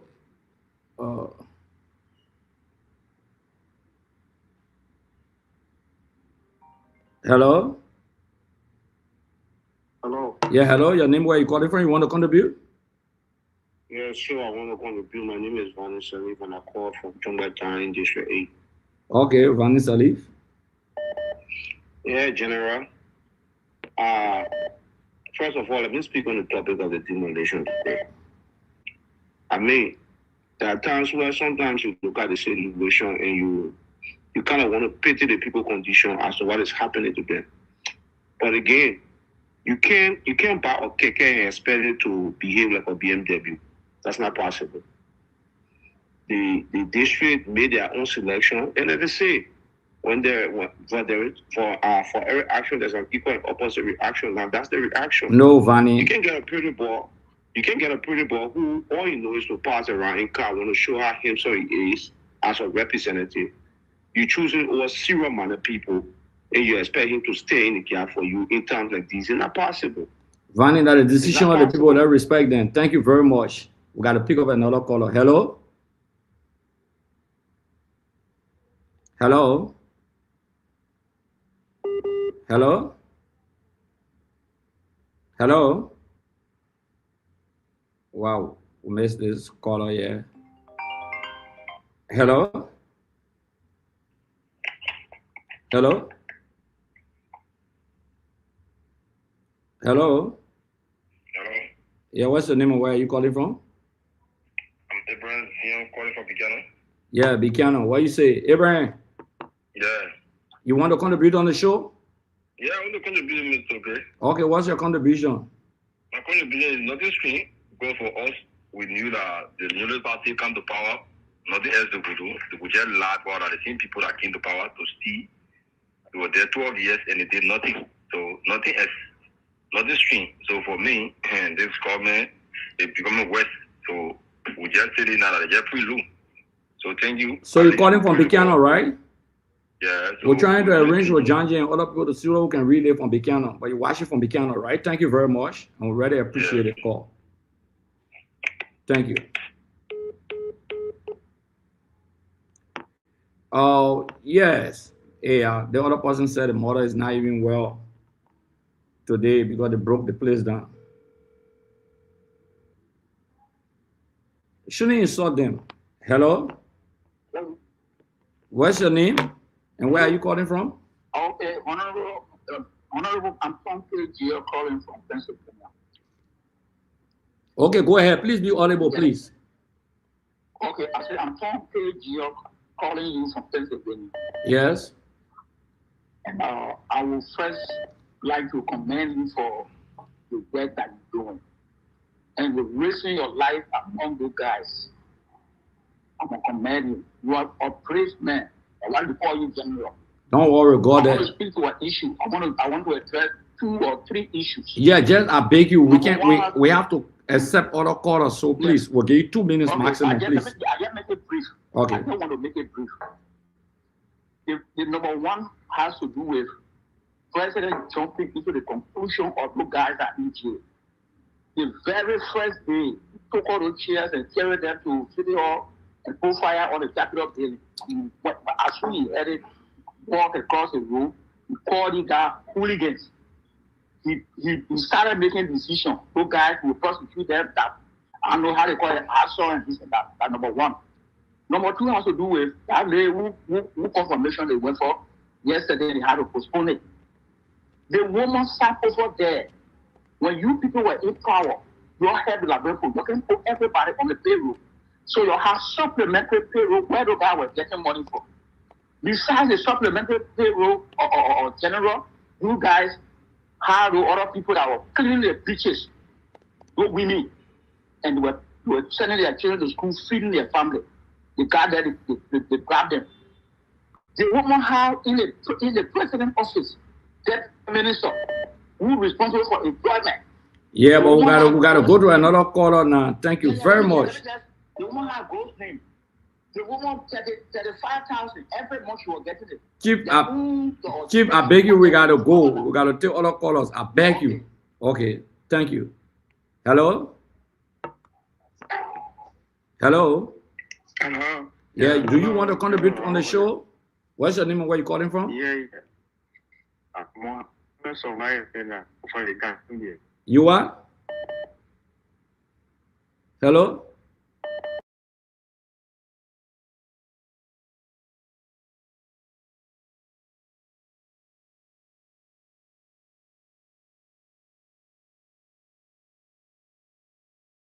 I said, I'm Mohammed Sombaya and I called you from the Gambia. Oh, you call me from Gambia. That's great. Mohammed Sombaya from Gambia. Go ahead.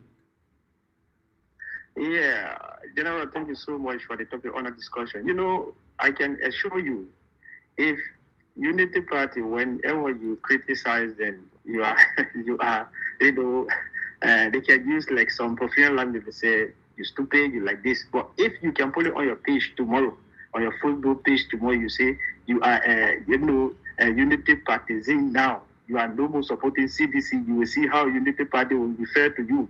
They will take you as their hero. They will put Don't you mind on. it. The politics, man. Yeah, the politics.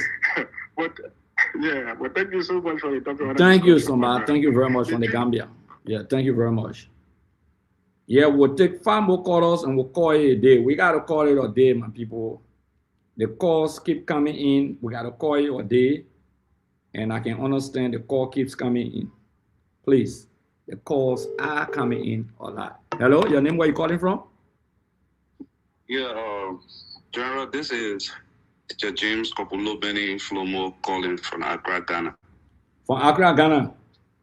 Yes, sir. I called to participate.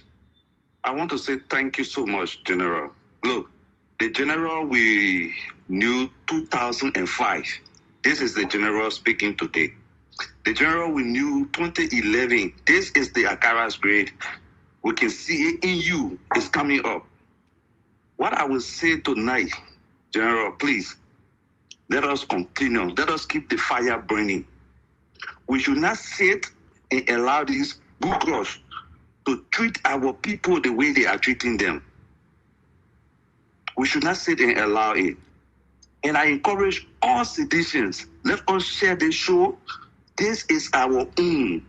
Let us share the show and invite others to join this platform that we will make it big and tell our own stories. We should not sit there. Yeah, tomorrow will be at the same time, 8 o'clock. Tomorrow, 8 o'clock, La Broton. That is like 3 o'clock US time. I don't know what will be the time to your place by 8 o'clock. But I want to say thank you very much. Yeah, and always, anytime they show on, General, I will be on until the show can finish. Thank you very much. We'll provide information. Don't mind the people that will insult Akara's grade. It's normal for people to insult me. I will take all the insults. Yeah. My job is to take the bullets, take all the insults, no matter what to say. Wow. Oh, wow. This guy is sending me a lot of things. The Unity Party Fellow will call and sending me a lot of information. We're hearing Jeremiah Kuhn that he's disappointed and frustrated. I will try to take his number and we'll work with him. Okay, he said the government has failed. He called from Bon County. He's sending me a lot of pictures. Okay, and let me see whether I can put one of the pictures out later on. But he sent me a picture with him and Jeremiah Kuhn. So we'll take the last 3 quarters and we'll call it a day, please. We'll take the last 3 quarters and we'll call it a day.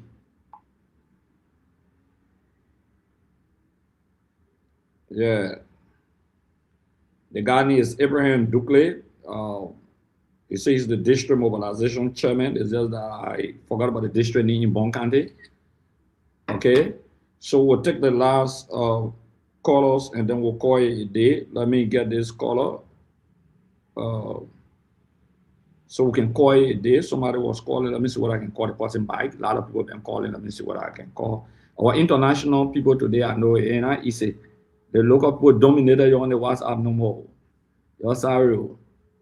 Because we can really receive international calls.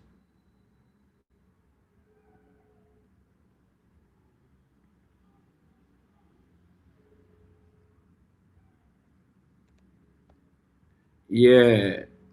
So let me see what I can get this guy. Well, I just want to say thank you very much to all of you who call on this program. Those of you who made your contribution. I want to assure you that today the others have some problems. You know, LEC has a challenge. We have a challenge. Some of our people couldn't be on. But we'll continue with this program. And I want to assure you that we narrate the stories. We will not allow these people to narrate the stories for us. We will not allow that to happen. This will not happen in Liberia again. Okay? We have learned a lot. Okay? Because these people narrated the story, everything that Joe we are, everything. All their lives are joy we are. Everything they talk, joy we are. So they fellow sent me his picture from Bon County who called on the show. Okay. He said he mobilized for the Unity Party a lot in Bon County. He's not making up stories. Okay. He even sent me a picture with him and the party chairman. Okay, he just got to tell me who part of Bon County so we can get in contact with him. I will call him tonight after the show so I can talk to him. They call him Abraham Dukley. And this boy is saying the truth. He disappointed in UP, and that's not the reason that they voted him to power for. And he's been very clear and he called on the show. So again, Abraham Dukley want to say thank you very much. I will personally reach out to you tonight and talk to you. The CDC is very open up to you and open up to everyone. So our distinguished followers tonight, I want to say to you, don't insult anybody, especially to my fellow seditionists and those who here, don't insult, don't be false. With them, let them insult. I will take the beating for CDC. I will take the beating for the Liberian people. But again, we want to say that President Boyka cannot touch the Cloud We Are Foundation. You want any foundation? Go, Mr. President, go and make sure that you give FOIA to your wife. If that's why you want, send that woman Benny, you won't bring it in here, give FOIA project to your wife. You hear, my man? We're not here for that. Now, every day you talk Akaro's great. Y'all listen to that thing here. We'll close on this note. We'll close with few videos, important videos. We'll close with these videos. First video, we couldn't even talk about the health workers. We'll talk about them tomorrow. Okay. But we'll close with these few videos. I want you to listen, my people. These videos are very, very important for you to listen to. Listen to the other reckless justice institutional capacity. The government has demonstrated its commitment by placing $20 million United States dollars towards this project in the arrest agenda. This is a very significant investment. Hey, my people, how can government put money in arrest agenda and not in the budget? Can you imagine that? What sense does that make? That is sheer stupidity. Look at the other one again. That is 70,000 jobs, my people.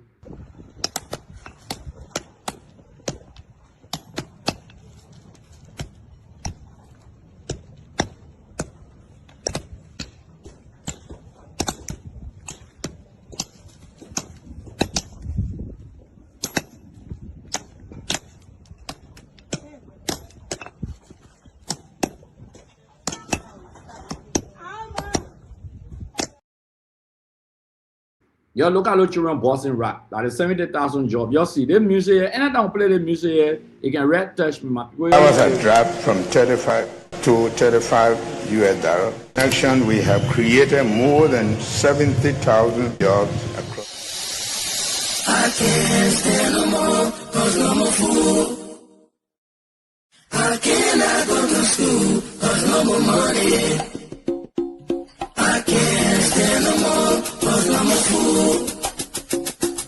I cannot go to school, cause no more money. Hey yo, excuse me, Mr. Journalist. I wonder how you make your headlines in the press release today. Although I read the news every day, but I'm really still getting confused now. The people are really, really suffering in this country, my people. There's no joke about it. They are really, really, really suffering. Let's know how Kun described Joseph Boyka.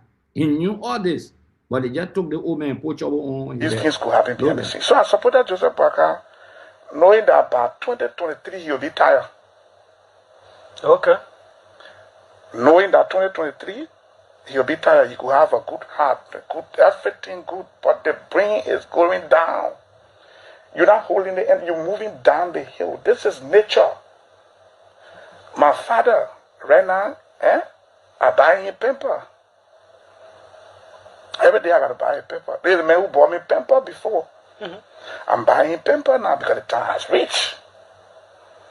So I thought the old man could be president in 2017 and run for this. And he himself said, he said, when you run for one term, he himself said it. I agree with him. 2023, no, I disagree. In my mind, he should rest.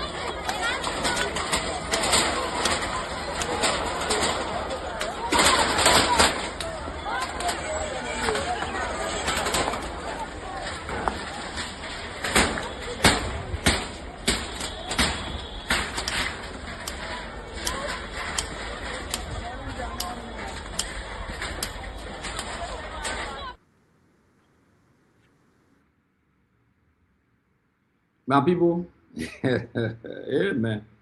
Look at the way the people have been treated in the district. People sleeping outside tonight. Listen. Just listen to the other one. Everything that Joe we are the lounge, Joe we are the hell. And my friend Stanton was being very right. Listen to Joseph Boakai will not be re-elected because of these people. The man's a terrible speaker. The man put on those people. Listen, let me be fair. We know it was propaganda. We put every death. Somebody walking and jigger in the toe and they die. We say what Joe we are. True. Somebody drop a pressure or high sugar. We say that Joe we are. Yeah. Pregnant woman go get bread and we say that Joe we are. If she didn't make it through. Yeah. Everything was on Jowea. Auditor Death were on Jowea. Three Mason Boss were on Jowea. Unity Party supporter of JMP, went against CDC, went against the pathologists, said you were fronting for CDC. You and I and the rest of the team that supported Unity Party and Joseph Yeman Boakai, including Phoebe Herons and everybody else, we beat on CDC government. True, which was wrong. We beat on them. We discredited Benedict Coley and other people that said these are our findings. But and I like the position you took, and I still remain with that position because hold on, my dear brother and friend, Liberia pathology Benedict Coley, not solely Coley, thank you, claimed no male DNA was found at Councillor Scott's home, and everybody, most of us, would not be on Benedict. So. My take here is that not the pathologists, the auditor death, the three Mason boards, all the other mysterious death in the country, most of them that Benedict or whosoever the pathology were that took care of them and gave the report. Princess Cooper. All of yes, we went against them for politics, and now the chicken is coming home to roast. But should we destroy the credential of our own, like Councilor is saying, because of politics? Is it fair that we send a young man out of the country and they were trained and they returned to serve the country, and we put politics in it? My people, there Stanton being fair. The man disappointed in the system, frustrated about them because he fought for them. I mean, despite that I'm now on spoon, but the fact of the matter is that Stanton is being fair. Whether you like him or you hate him, he's saying the truth. That Unity Party, everything they put on Joe, we are here. But is this what they expected? Even when Dukley called tonight from Bon County, he said this is not what they expected. And we encourage both Unity Party people to call on the show. Look, this is open up for everyone. But my people again, that the government, all the ministers in the government, they can lie. They don't put all hustle, they put a hustle, they lie. Everything they say, they never say the truth. My man Joey and I'm B-boy speaking. I let it when he say, my man, they put a hustler, they can lie. They both grow in Gibraltar. So everyone know that, and I'm people being here, they can lie. You talking the jazz as it is. Listen to him again. Let me play my man thing here. Listen to the man. Boakai can lie. The government, all the ministers in the government, they can lie. You know, they put all hustle, they put hustle the lie. Everything they say, they never say the truth. So we want to say thank you very much for tuning in tonight. We want to say thank you to our friends in Nema County who relay this program for us. In Bon County, who relay this program for us. In Lofa County, on Wurjo Wologisi, we are making all strides to relay in the southeastern region in Grand Cruz, Sando, Grand Gila County, and Grand Bassa County. We also will be relaying in Mankidi County, hopefully. We are negotiating in Monrovia. We are very close to concluding with Bana FM. We're talking to Representative Abu Banan Kamara so that this program can be carried at least on a radio station in Monrovia and across so that we can have more people. This is our own platform, and we must tell our own story. We must narrate our story and not to permit other people to narrate their story. My heart with the people in Satan tonight. I'm so sorry for the incident. Okay, why it should I'm not your representative, but I can stay out my voice and advocate. I call on Senator Sir Joseph, Senator Darius Delong. I'm going to send them a message tonight before I go to bed, at least to try to identify all the people in Satan. The situation is pathetic. I will send a message out to them. I will call them. Okay, if I don't call them, I will text them so that they can help the people in Satan, because the representative has failed the people. Maybe they can bring in there all the shame, okay, to cater to the people. But we do that. We call on national government. We call on Joseph Boyka. We call on all humanitarian groupings, people who are concerned to go to the aid of the people in Satan tomorrow, Sunday or Monday. Please just carry. You can carry food. You can carry clothing. You can carry bedding. Just anything you can carry for them. I mean, this is how I can help. Okay, I may not be in the position of the voice to do everything, but this is how I can help. I can advocate. I can use my voice. And I'm appealing to those of you who believe in me, those of you who don't believe me but want to help, please go to the Satan community tomorrow and help the children that displayed, the mothers, okay, the elders and other people that are there. Try to reach out to them. Please, this is my appeal. I call on people in the government, people also have the government, humanitarian groups to go and help our people. It's very important. We talk for our people, we stand for them no matter what the situation, whether they voted for me or whether they didn't vote for me. I have a responsibility. Okay, please, I have a responsibility to the people of Liberia, not just to myself, not just to my family, but I pity the condition of the people. I want to say thank you very much to all of you who commented, to all of you, the viewers. Okay, again, you are tuned in to Liberian Action TV or Facebook page. We also have our YouTube channel. Thank you very much for following. We want to say thank you. And Lincoln Colley said I should invite him. I beg you. Thank you very much. Thank you very much. We got to close. We appreciate, and this is how we leave you tomorrow. Tomorrow, we'll be here with the full team. We'll be here from 8 o'clock to 10 o'clock. Today we went above our time. We're hitting 12 o'clock. Okay? But I beg you. Tomorrow we'll be here 8 o'clock, Liberia time, to 10 o'clock. We'll try to respect the time. We'll have series of conversation. We'll continue with some of the conversations. We'll have a lot of breaking issues that happen during the period of the week and beyond the week. Thank you very much. I provide to you a revolutionary salute. I love all of you. Have a good night. Have a good morning. Have a good evening. It depends on where you are around the world. Thank you very much. See you. Thank you, Garrison, for coming on also. I know you have some family issues to discuss. Thank you. Have a wonderful night. We love you all. Whether you support this cause or not, we love you all. This is your platform. Share it. Make people to follow it on YouTube. And yeah, this is your, it belongs to you. That's for the people of Liberia. It's not for Akaro's grade. Thank you very much. And this is how we end this book. I know you're sleeping now. You gotta wake up small, yeah? Okay, let's go. The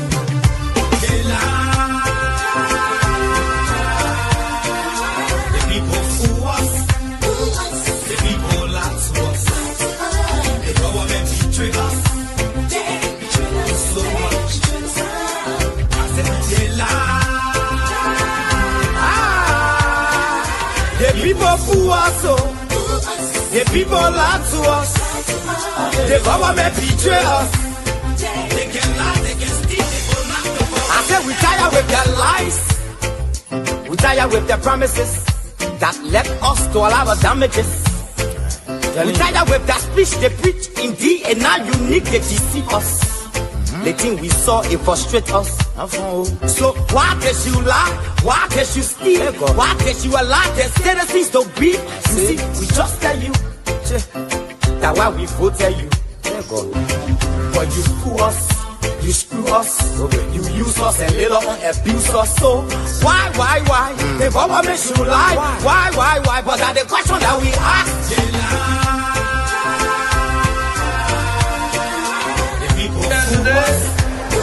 And I guarantee you, when we finish, there will not be a winner or the loser. Today we all wear the jersey of Liberia, and the victory belongs to the people, to the peace and to our democracy.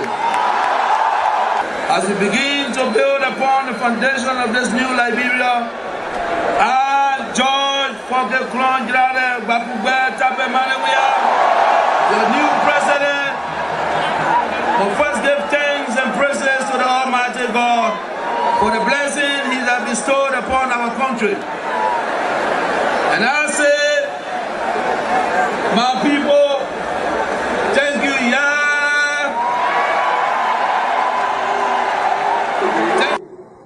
The supporters of His Excellency Joseph Boakai presents him as a poor man from Lofa, and I said that he will understand the plight of the poor people. Fellow Liberians, do not be fooled. Vice President Boakai is not poor like you, not even as me.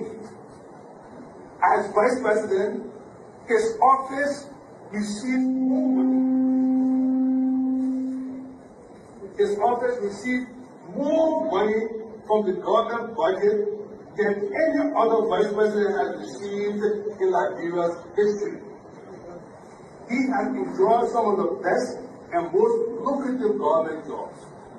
Minister of Agriculture, Ambassador, Managing Director of LPMC, at the time when LPMC had money, and several other positions. Vice President Boakai might have been poor a long time ago, but today he is among the richest 1% of Liberians who are enjoying the best of this country. That led to decades of war still run deep. But so too does the longing for reconciliation. A reconciliation defined not by political bargaining or by an artificial balance of power by tribe, region, religion, or ethnicity, but by the equality of opportunity and a better future for all Liberians. I'm extremely happy to be in the United States of America, long considered the lands of free and the home of the brave. My visit here today is a response to the kind invitation extended me by President Ronald Reagan, a man of abiding courage, strong will, and foresight. As you know, Liberia and the United States have a long and historic friendship which spans more than 150 years. Man, got respect.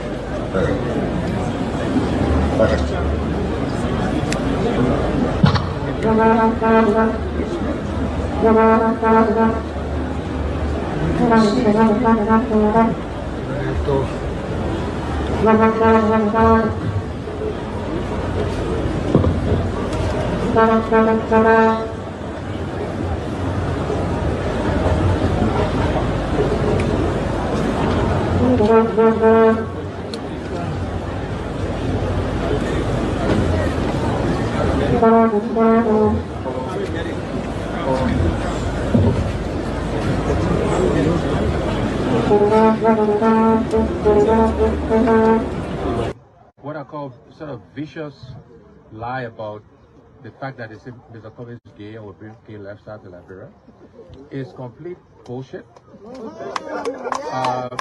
When people can accuse you of stealing people's money, when they can accuse you of being involved in the war, anything, people don't make up stuff. They don't make up shit. Excuse my language, right? So it's complete nonsense. I mentioned earlier, I don't know if, I'm sure you were here, right? You playing the game, right? I'm married to Teresa, 2 children, 5 grandchildren. I believe in traditional family values, so it's complete bullshit, complete nonsense. I resigned May 11th. When on the start of the new session, after the president of Liberia, after our Supreme Court victory for us, and the president made his now famous speech that they will continue to work with the so-called majority, even before defining what that majority was going to be, because we're going into a new session. We decided that to avoid the continuous confrontations and acrimony at the legislature, we decided to step aside. So we resigned. They never got the votes to try us or remove us, and we maintained they would not have gotten the votes. There is a reason why the Constitution requires a supermajority, and if we wanted to go by the rule of law, and we should go by the rule of law, 49 votes were required. That was never attained, so we resigned. I'm too hard on the CDC. You know, it's for reasons sometimes, Akaro. The big ball that CDC dropped, one of it was right here in Nimba. My brother, let me tell you something. There's nowhere in the world where hundreds of candidates participate in the election. And in the second round, only 2%. And the number of vote cast in the second round is more than the first round. It's not possible. That's what happened in Nimba. He is adjusting. Watch this moment without any commentary.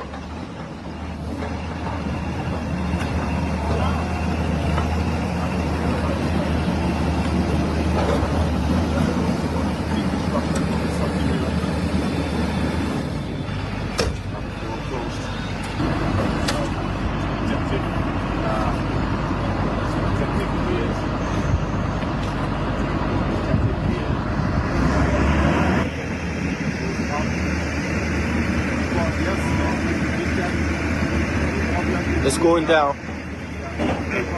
First blow. There you have it. Because the party felt betrayed. The Salib-led administration was slashing jobs and cash and political cohesion, arresting our people arbitrarily, putting them behind bars. The CDC got challenged. We braved the storm. We challenged the status quo. We never surrender. The first 6 years we never surrender. 12 years we never surrender. And this party will never, with emphasis, ever surrender to the evil forces.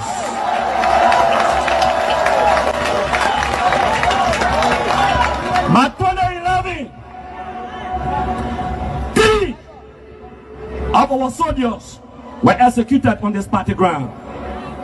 2 at the back and 1 right at the headquarters. The man who shot and killed our people today is a darling boy in the Liberian National Police. They brought him back to shoot more guns. Get ready to shoot. Because we challenge the status quo appropriately. Kroma was murdered on this battleground. The boy was killed